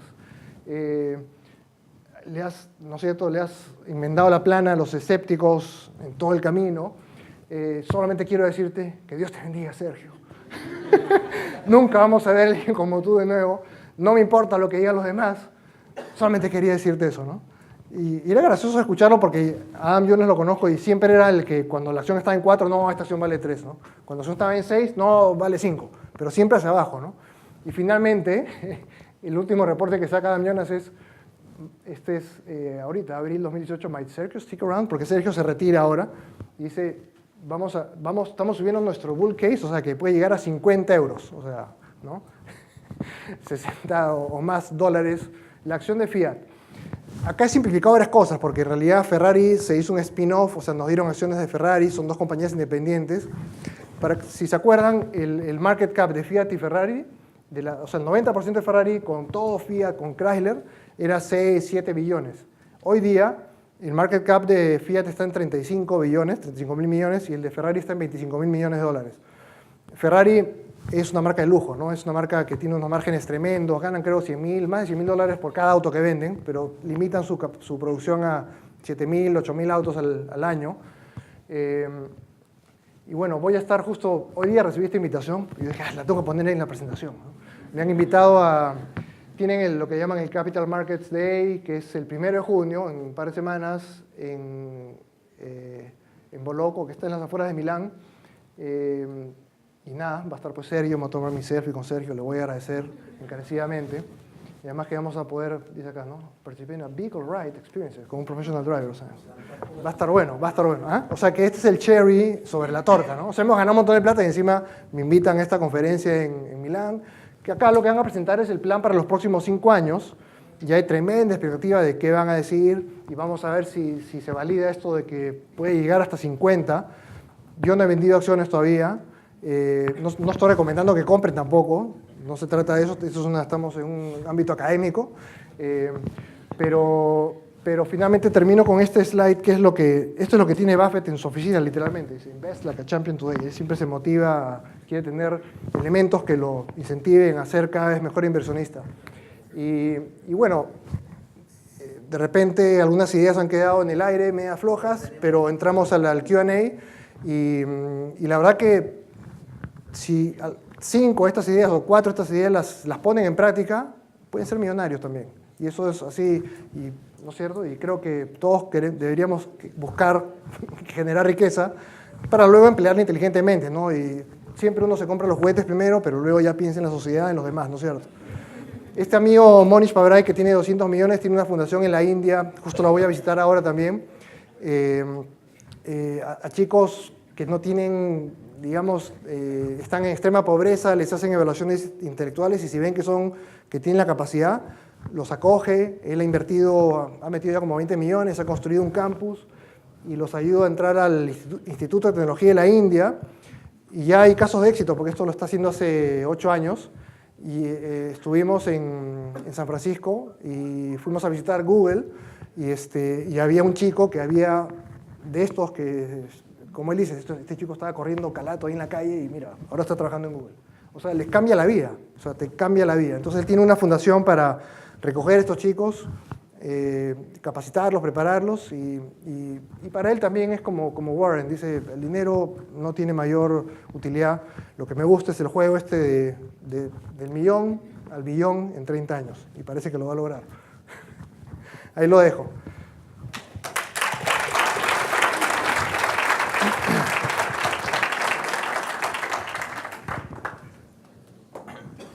Apretada, vamos con el grupo 1. ¿Tienen la primera pregunta? Perfecto. Buenas noches, gracias por la charla. Estuvo muy interesante. Nos comentaste un caso de éxito de tu empresa, ¿no? Dicen que es bueno siempre diversificar las inversiones y mi pregunta va orientada hacia ¿hasta qué punto tú decides ya he diversificado lo suficiente o de qué más tengo que seguir diversificando o cómo canalizo las inversiones?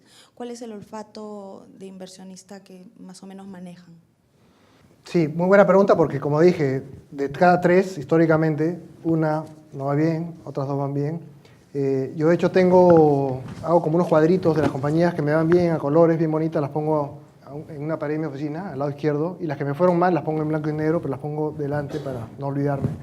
La estrategia de portafolio, cada uno tiene que encontrar qué es lo que mejor le funciona. Para mí me funciona el 10 por 10. ¿Qué significa eso? Idealmente yo quiero tener 10 compañías, no más, e idealmente 10% en cada una. Nunca ha pasado, yo sé que nunca va a pasar, pero es como que mi patrón de referencia.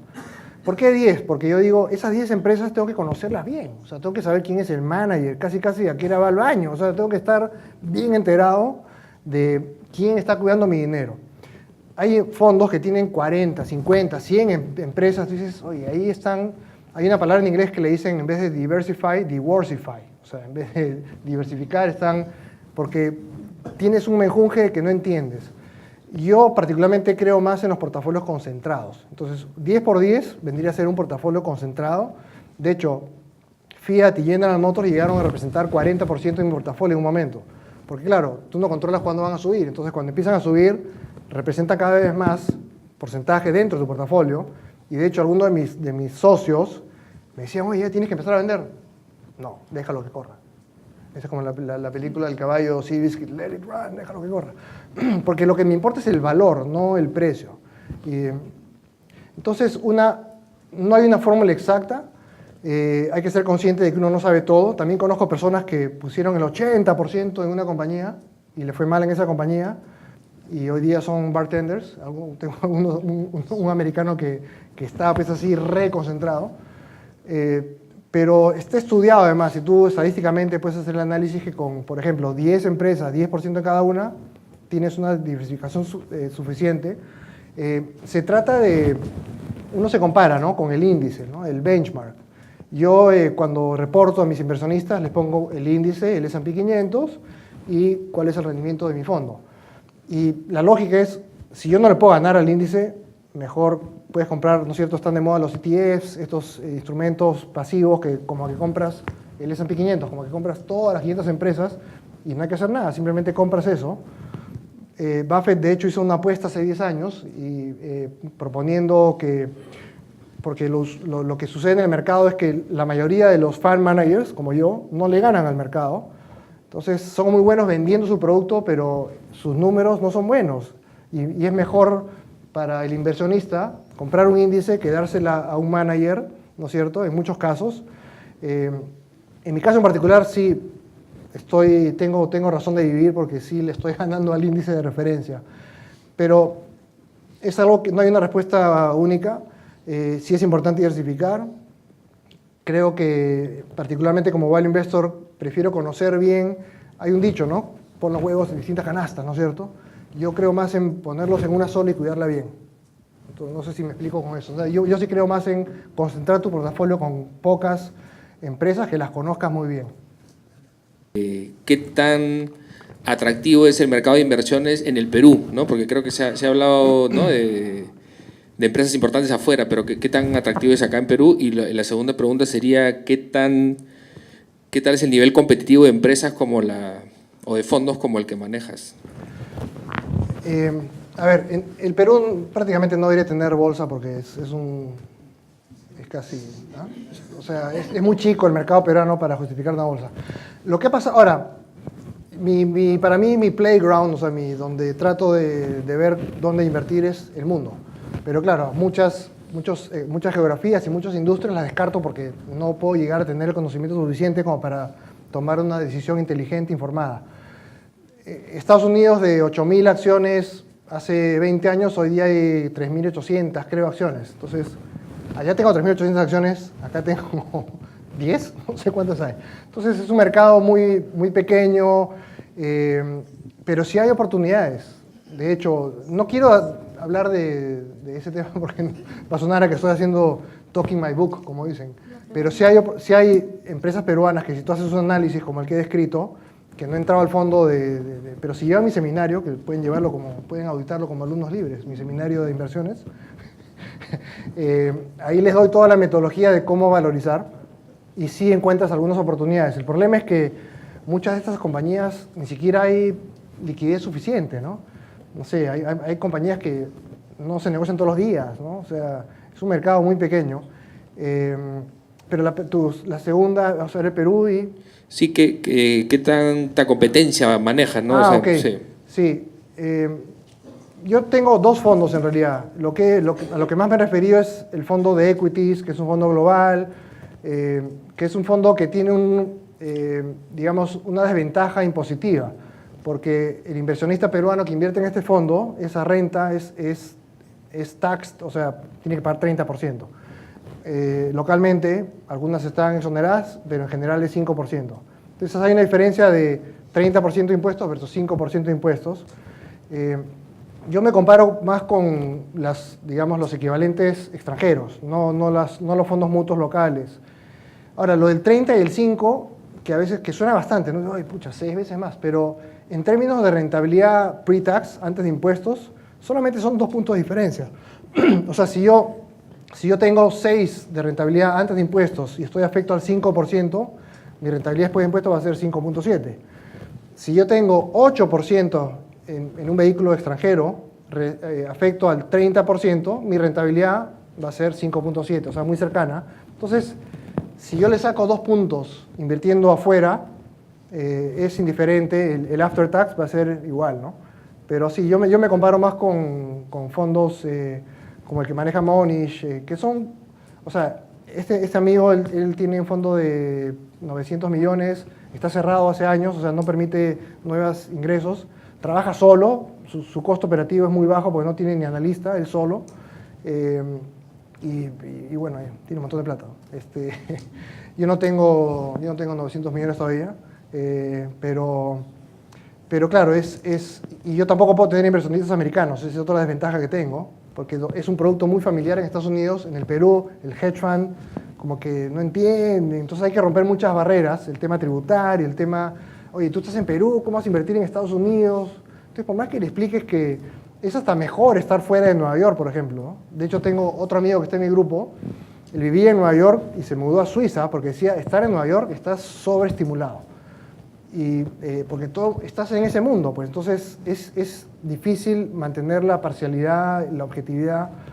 Warren Buffett también, él cuando se va a estudiar a Columbia en Nueva York, trabajó un tiempo ahí y dijo, no, esto es demasiado, me regreso a Omaha, donde es algo muy aparente para el trabajo del value investor. Para un trabajo, por eso yo me refiero al value investor, pero inversionistas hay de varios sabores, ¿no? El value investor, el análisis técnico, el macro investor tipo Soros, o sea, hay varios. Lo importante es determinar qué es lo que más sentido me hace a mí intelectualmente y qué es lo que más se acomoda a mi personalidad. A mí value investing es buen match, o sea, estoy alineado con, digamos, lo que tienes que ser. Es como que si tú quieres jugar básquet y mides 1,50 m, no, pues búscate otro deporte, ¿no? Pero si mides 1,90 m o 2 y te gusta el básquet, perfecto, o sea, tienes las condiciones para ser bueno jugando básquet. Un poco eso se da también en inversiones. ¿Qué es lo que te gusta, para qué eres bueno y qué es lo que haces, ¿no? Tienes que tratar de esas tres cosas estén alineadas. Muy buenas noches a Hola. todos y Dante, muy buenas noches. Bueno, nos hablaste de temas financieros, inversiones, recontra interesante. Nos comentaste que llegaste a conocer al dios Buffett, Warren Buffett, pero nos gustaría saber al Dante persona, ¿no? Ya. Primero, dos preguntas acá. ¿Qué pasó, qué sucedió para que cambiaras el lado de la industria textil hacia el tema de inversiones? Ese es uno. Y otro, ¿cómo es tu día a día? ¿Llevas algún libreta de notas, una pata de conejo? ¿Cómo es? Eso quisiéramos saber. Para tener suerte siempre. ¿Cómo es mi día a día, mi rutina? Tú sabes que Buffett le he mandado a hacer un retablo con motivos de... Porque él dice siempre, Berkshire es mi obra, es como mi cuadro que yo estoy pintando. Y dije, quiero hacerle algo diferente. Y vieron que al Papa le regalaron un retablo así enorme. Me contacté con el retablista yacuchano que hizo ese retablo y con otra chica que me ayuda para temas artísticos. Le digo, quiero hacer un retablo con motivos de las empresas que tiene Berkshire, ¿no? Y voy a ir a mi Dios llevándole el retablo así. El Dante como persona siempre ha sido curioso y por eso el tema de Value Investing me atrajo, y el tema de la bolsa cuando estudiaba en la Pacífico en los 80s. El tema de la macroeconomía nunca me llamó mucho, por más que había mucha incidencia de temas macro, inflación, políticas económicas y tal. Y recuerdo la primera vez que fui a Nueva York, antes de cumplir 20 años, me fui directo a Wall Street, porque, no sé, había algo ahí que, oye, ¿qué es esto? ¿No? O sea, porque Wall Street, que ahora es puro show, ¿no? Eso que a veces se ve en la pantalla cuando la bolsa se cae y ves fotos así, todo es electrónico ahora, pero en esa época sí era muy de personas y como las películas. Entonces siempre tuve cierta fascinación por el tema de los mercados, de qué hay atrás, cómo funcionan, cómo inteligentemente poder participar, ¿no? Y no timbiar, no casino, sino inteligentemente. Y siempre me ha gustado la plata. Entonces, cuando estaba estudiando en la universidad, y es verdad, pues, cuando estaba estudiando en la universidad, empecé mi negocio, tenía una banda de música además, tenía una banda, Los Buenos Tiempos, Imágenes, era famoso, tenía bastante pelo y tal. Y tenía mi negocio que ya lo había iniciado en los 80s, y tenía mi banda de música, o sea que la universidad para mí era como que tercera prioridad. pero, y sí rescataba, porque sí hay cursos, como dijo, no sé si vieron el video, ¿no? También que siempre hay profesores, y esos profesores sí tengo muy buenas enseñanzas. Pero quería emprender, ¿no? Y mi familia estaba en el mundo textil, yo soy Albertina Usada, que es árabe, y los árabes, muchos están en el tema de textil. Mi familia tenía hilandería, y dije, oye, ¿qué viene después? Así, sin hacer un business plan. Oye, hay que hacer ropa, hay que hacer prendas. Conseguimos un crédito blanco industrial, me acuerdo, en el 86, compramos máquinas circulares para empezar a tejer. El emprendedor es intrépido, ¿no? Y es audaz, y se tira a la piscina, no sé si hay agua, yo me tiro, ¿no? Y claro, lo bueno de hacerlo a los 20 años es que si te estrellas, nada, te puedes encaminar en tu carrera profesional, ¿no? Y esa es un poco la historia de Bill Gates, ¿no? El tipo, oye, ¿puedo seguir con mi carrera en Harvard o ser el hombre más rico del mundo, ¿no? Ese era el espectro, ¿no? Y terminó siendo el hombre más rico del mundo.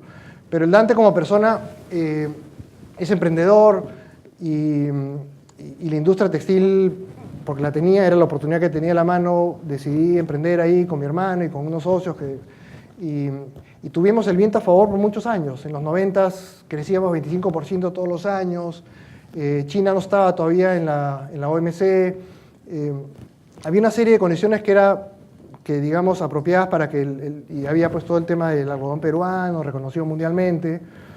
En los 2000 empieza a volverse más retador, el viento lo tenemos en contra, más competitivo globalmente, y siempre como hobby yo hacía el tema de inversiones, o sea, yo invertía por mi lado, leía, me fui con este profesor Greenwald que puse al principio, llevé unos seminarios en el 2002 con él, me acuerdo, pero el año que vi la luz, así como Buffett cuando leyó el libro ese de Graham, fue el 96, cuando leí una biografía de Warren Buffett. A mí me encanta leer. Y The Making of an American Capitalist se llama. Hay infinidad de libros sobre Buffett y ese me pareció el mejor. Y como que dije, oye, wow, eso es lo que estoy buscando. Algo como pensando como empresario, ¿no es cierto? Haciendo los números y participar en la bolsa de esa manera, ¿no? Mi rutina hoy del día a día es mediodía en la oficina. Tengo 2 analistas porque tenemos oportunidades locales. Vemos ahí un poco los deals que tenemos, la estructura, negociamos, y en las tardes usualmente estoy en mi casa. Tengo una zona ahí de lectura bien tranquila.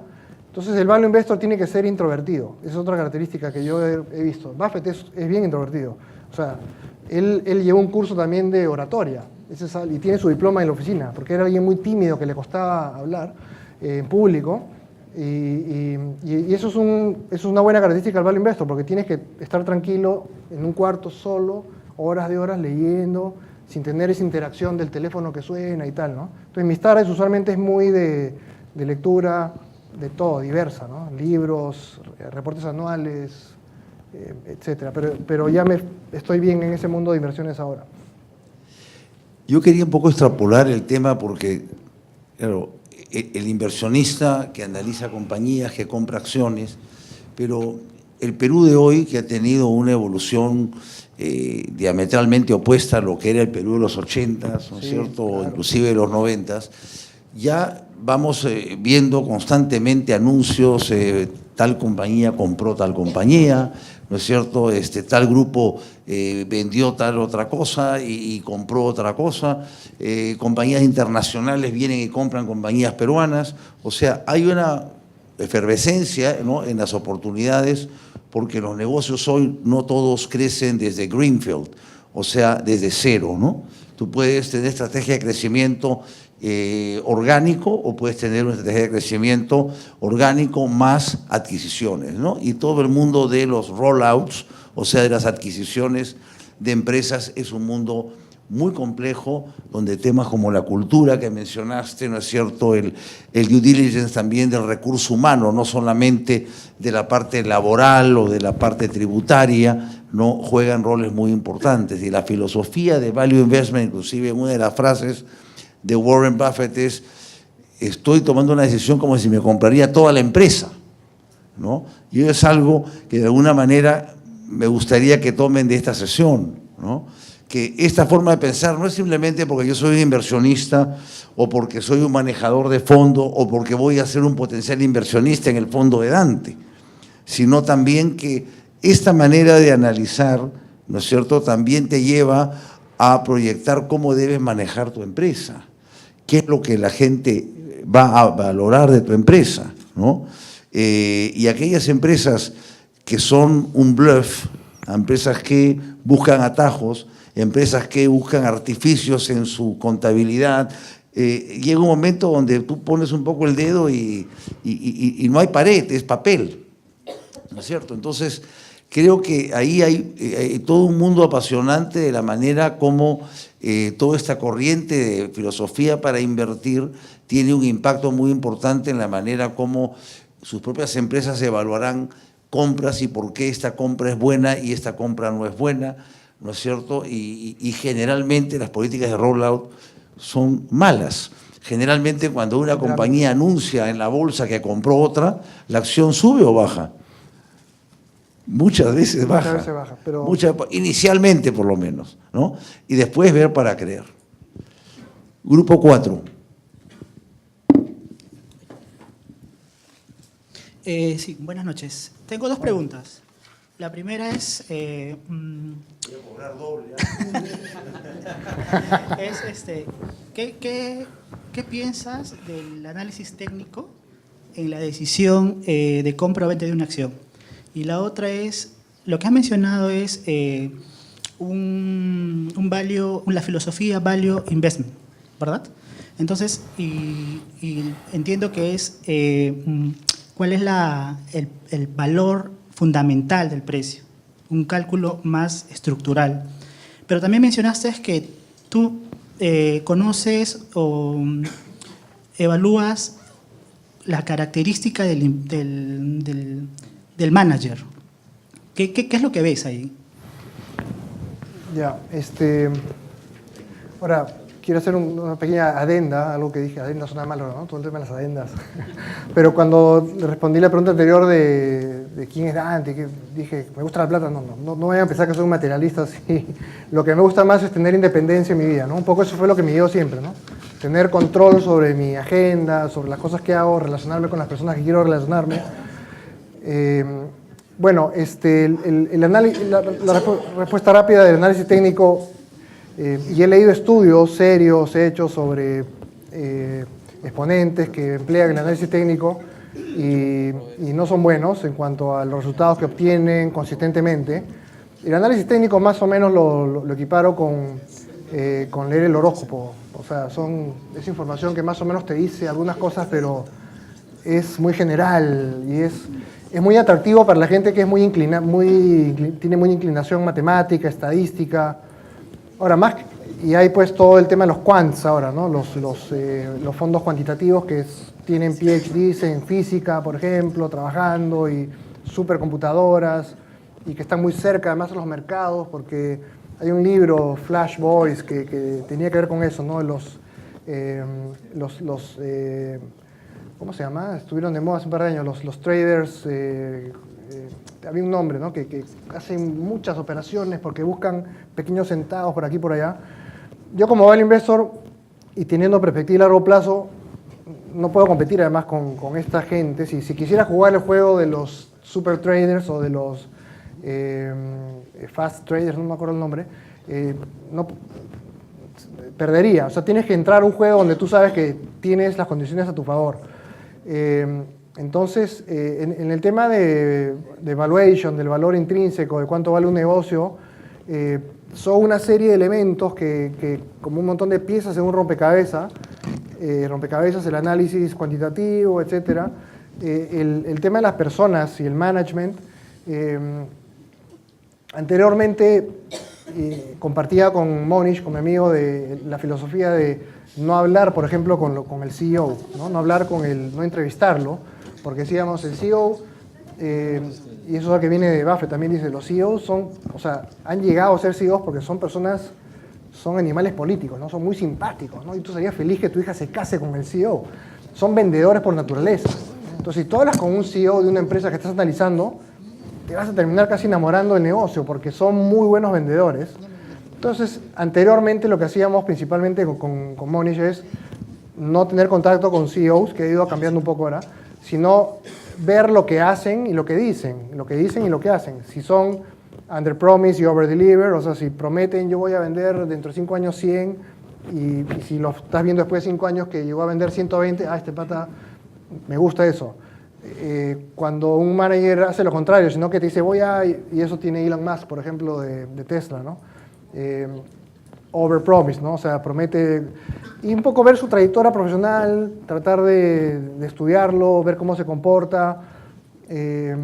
No hay ciencia y claro, tenemos por ejemplo otra cosa que usamos es un checklist. Tenemos una lista con una serie de preguntas que hemos ido mejorando con el tiempo.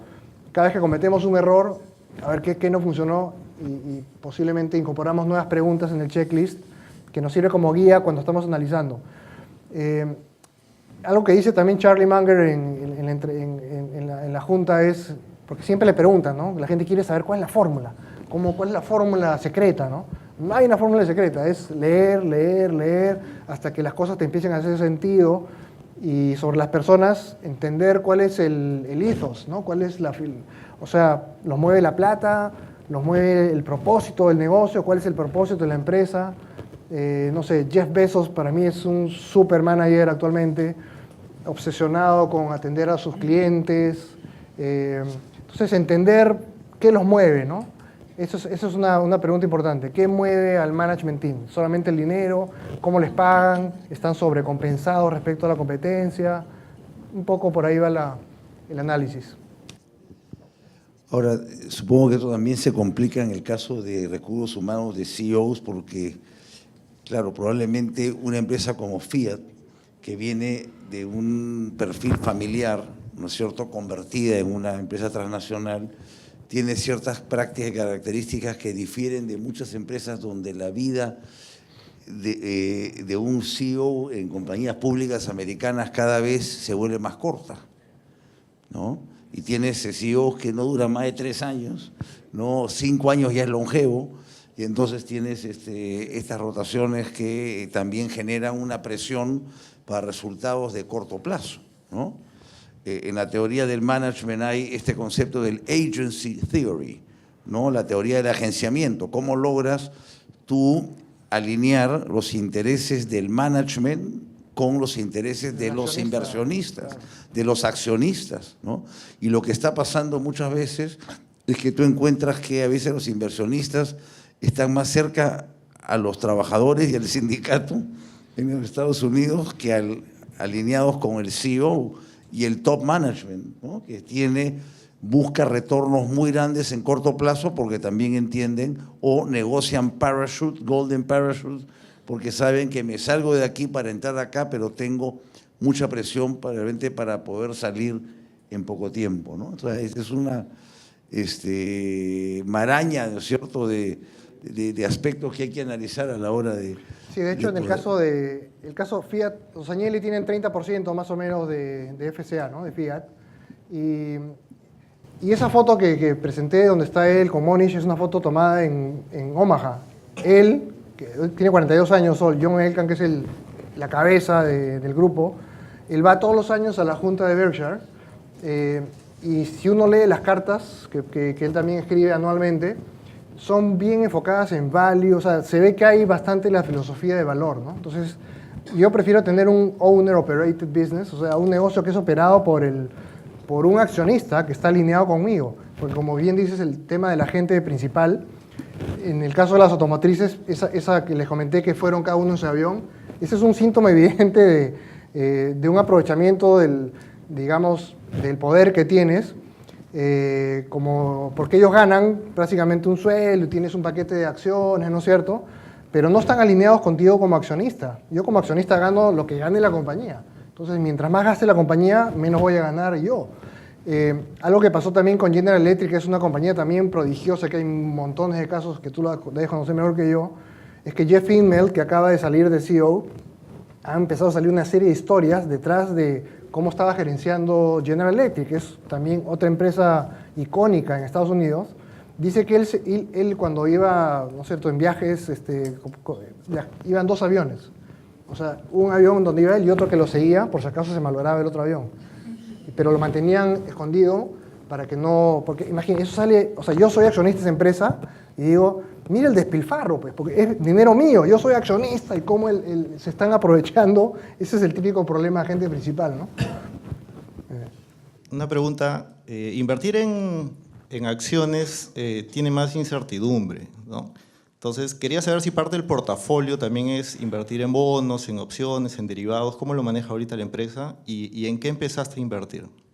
Empecé a invertir en acciones, es lo más puro desde el mundo de vista de value investing, pero esa misma filosofía de valor se aplica a bonos. Derivados es más difícil, porque ahí sí ya tienes otras variables. Tengo bonos también, de hecho. Para mí la acción es como si fuera un bono. O sea, cuando yo les abro el price to earnings, ¿han escuchado eso, no? Price to earnings de 10.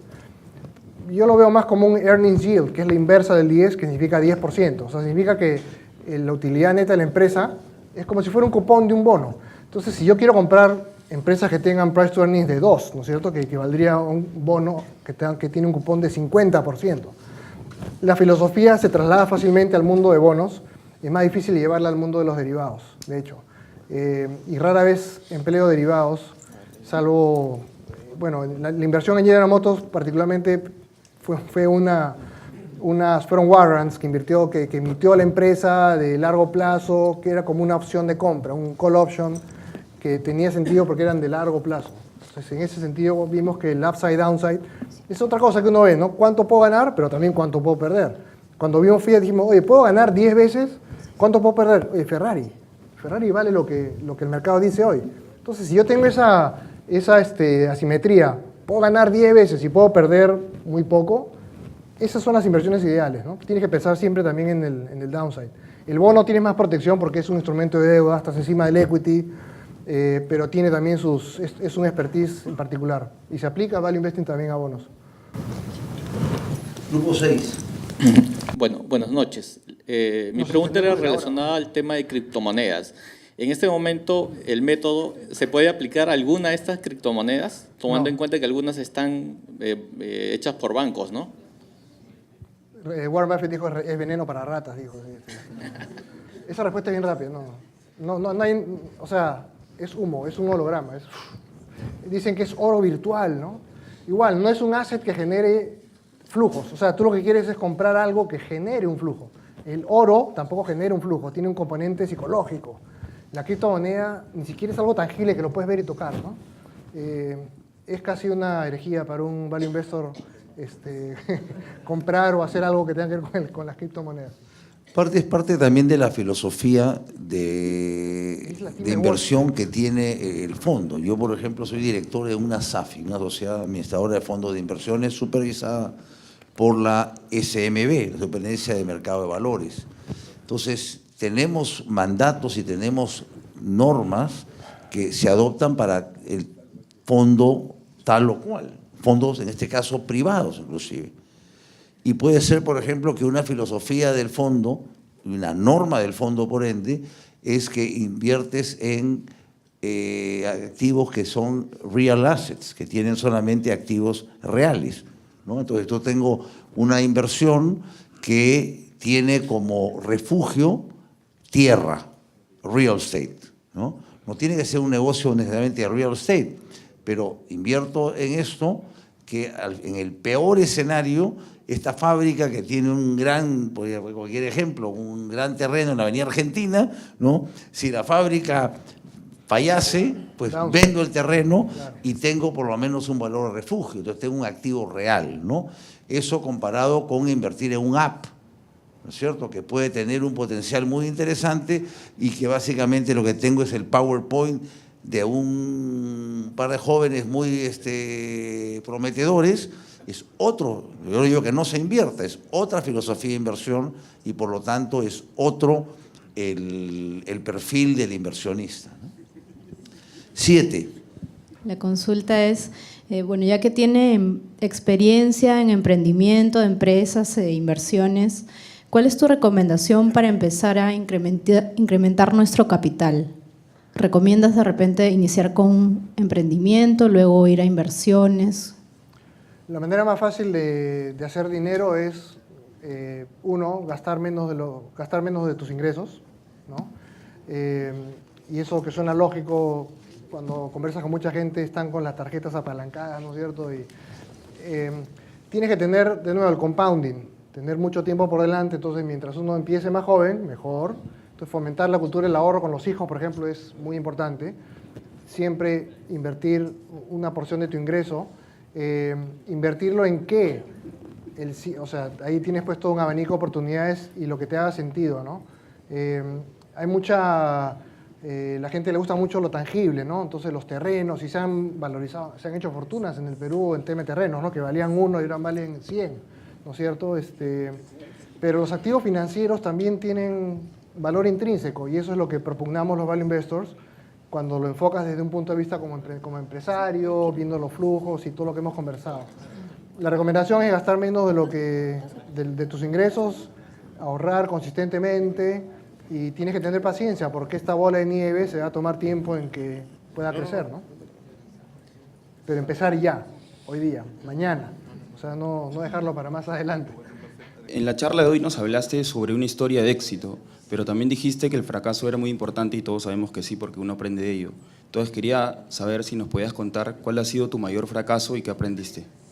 Cuando preparo mis reportes anuales, intencionalmente, porque uno siempre tiende a enseñar lo bonito y no lo feo, pero a mí me gusta hablar de los fracasos.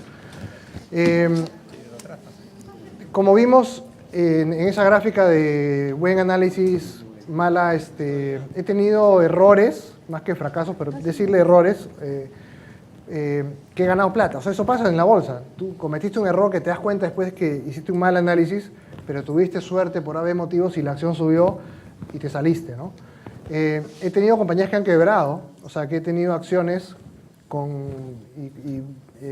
Monish que se han ido a cero. Y en algunos casos sí hemos encontrado errores graves sí eran, digamos, que sí estaban a la vista y que sí faltó, no fuimos muy minuciosos en el análisis.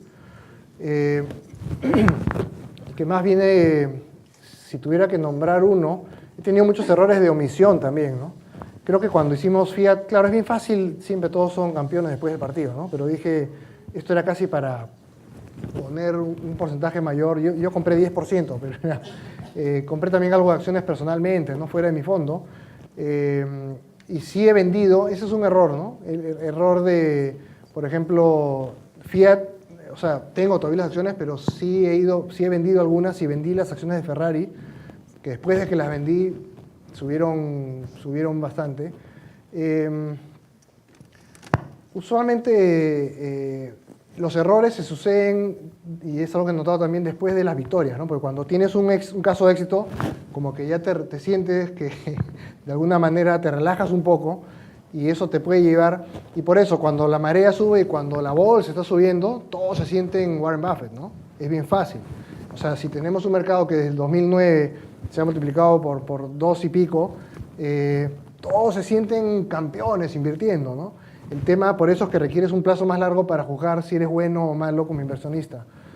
Te podría enumerar una serie de elementos que están detrás de errores que hemos cometido, pero básicamente se resumen en falta de humildad quizá en el análisis, falta de hacer un análisis minucioso, no considerar amenazas que tienen la empresa en particular, ¿no es cierto? La disrupción digital, típico, ¿no?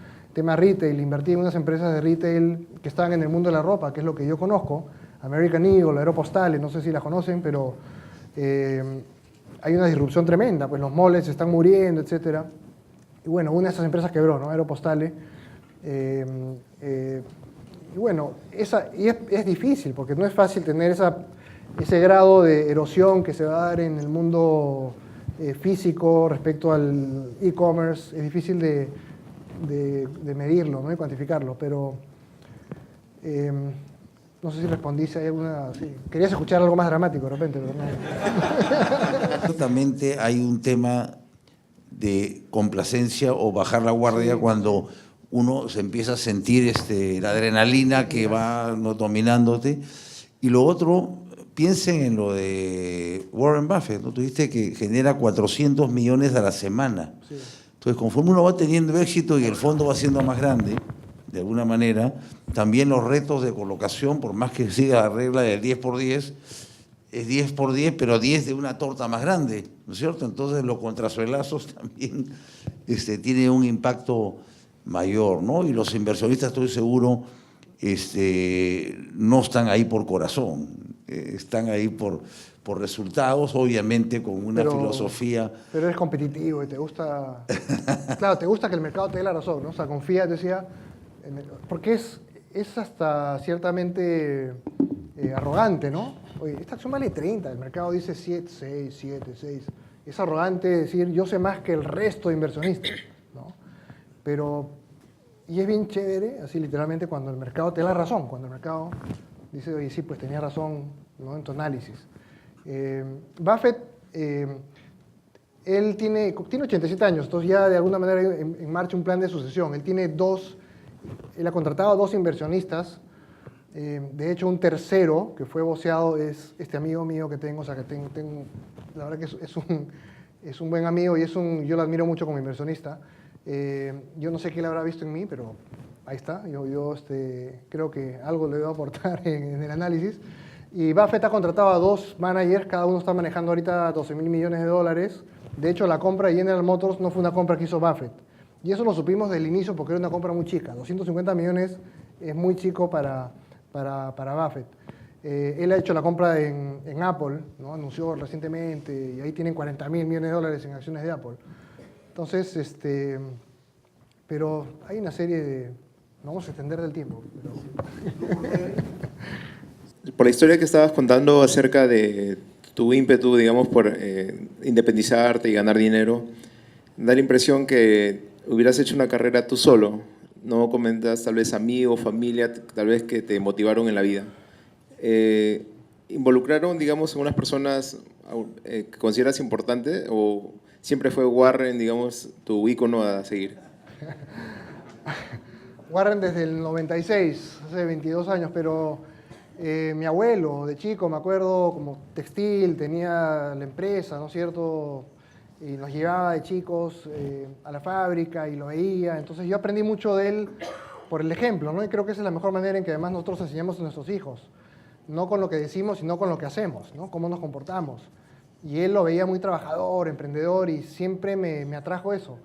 Y luego cuando tenía que decidir qué carrera estudiar, uno de mis tíos era economista, y dije economía, dinero, y no es que sea materialista, pero puede sonar pero como que la economía me gustaba el aspecto matemático, que también me gusta, pero también el aspecto real. Mi abuelo ha sido una influencia importantísima en mi vida, pero sí es importante tener héroes, ¿no? Y decirlo, y son personas que uno mira, no necesariamente que sea fanático ni nada, pero creo que Warren Buffett, siendo un libro abierto, te dice, oye, esta es la mejor manera de invertir, y lo ha demostrado además con los hechos, y si te hace sentido a ti, ¿por qué no seguirlo, no? Entonces yo sí, y así como él hay otras personalidades que han influido creo que leer biografías es algo muy importante, ¿no? Porque puedes aprender muchos Warren está vivo, pero puedes aprender de muchos personas que ya están muertas, no sé, el mismo Sam Walton, Steve Jobs, etc. Leer biografías me encanta. La mejor biografía, si tengo que recomendarles un libro, no sé si lo has leído, que leí el año pasado, es la de Phil Knight, el fundador de Nike. Shoe dog se llama, zapato, que es un término gringo de los que son amantes de las zapatillas, ¿no? Shoe dog, no sé cómo la tradujeron, pero es una historia fascinante, porque te cuenta él desde que empezó con Nike, que se iba a Japón y regresaba con su mochila con zapatillas japonesas, que es las que él importaba, cómo estuvo al borde de la quiebra un montón de veces. Porque tú ves hoy día Nike y dices, esta compañía pues que vende $30.000 millones, ¿qué tal monstruo, no? Pucha, qué fácil la tuvo. Tú lees ese libro y te das cuenta, oye, wow, no. Entonces creo que la perseverancia, empezar joven, tener modelos a seguir, confiar en uno mismo, son claves de éxito, ¿no? En cualquier profesión, ¿no? Gracias. Grupo 10, tenemos 10. Hola. Una consulta, ¿cuánto es el monto sugerido para empezar a invertir en bonos o en bolsa? $1, o sea, no hay un monto sugerido. El compounding, o sea, si el CFO de los indios cuando recibió $24, hubiera sabido invertirlo por 400 años. O sea, puedes empezar con montos muy chicos y si tienes una buena tasa de rentabilidad y tienes un buen tiempo por delante, puedes terminar en un número muy grande. Por eso, esa idea tan simple que es compounding, metas en la cabeza. El monto sugerido es el que tengas disponible, o sea, es $100, $1000, 10.000, 100.000, no sé. Lo importante es empezar ya, ¿no? Y que el compounding empiece a hacer su efecto, que lo vas a ver quizá más adelante. Mucha gente va a hacerlo para sus nietos o para la sociedad, como es mi caso. Yo sí tengo esa visión clara de... Tengo una obra social también, invierto en educación, me gusta el tema de la lectura, tengo una organización que trabaja en eso. Y a mis hijas les he dicho lo que quieran hacer. De hecho, 2 de ellas están haciendo un startup ahorita, y me encanta y las quiero apoyar en eso, pero de ahí el resto de mi compounding que pueda acumular en el tiempo, quiero regresarlo a la sociedad. Yo sí aspiro a eso, ¿no? Pero empezar ya y empezar con cualquier monto. ¿Hay una pregunta más? No, porque tenía grupo 11, pero no. Estamos. Ok, bueno, creo que ha sido una sesión súper interesante, como había anticipado. Dante, muchísimas gracias. Invest like a champion. En nombre de la universidad, tu alma mater, un pequeño recuerdo de la visita. Gracias. Y lo despedimos con un muy fuerte abrazo. Aplausos.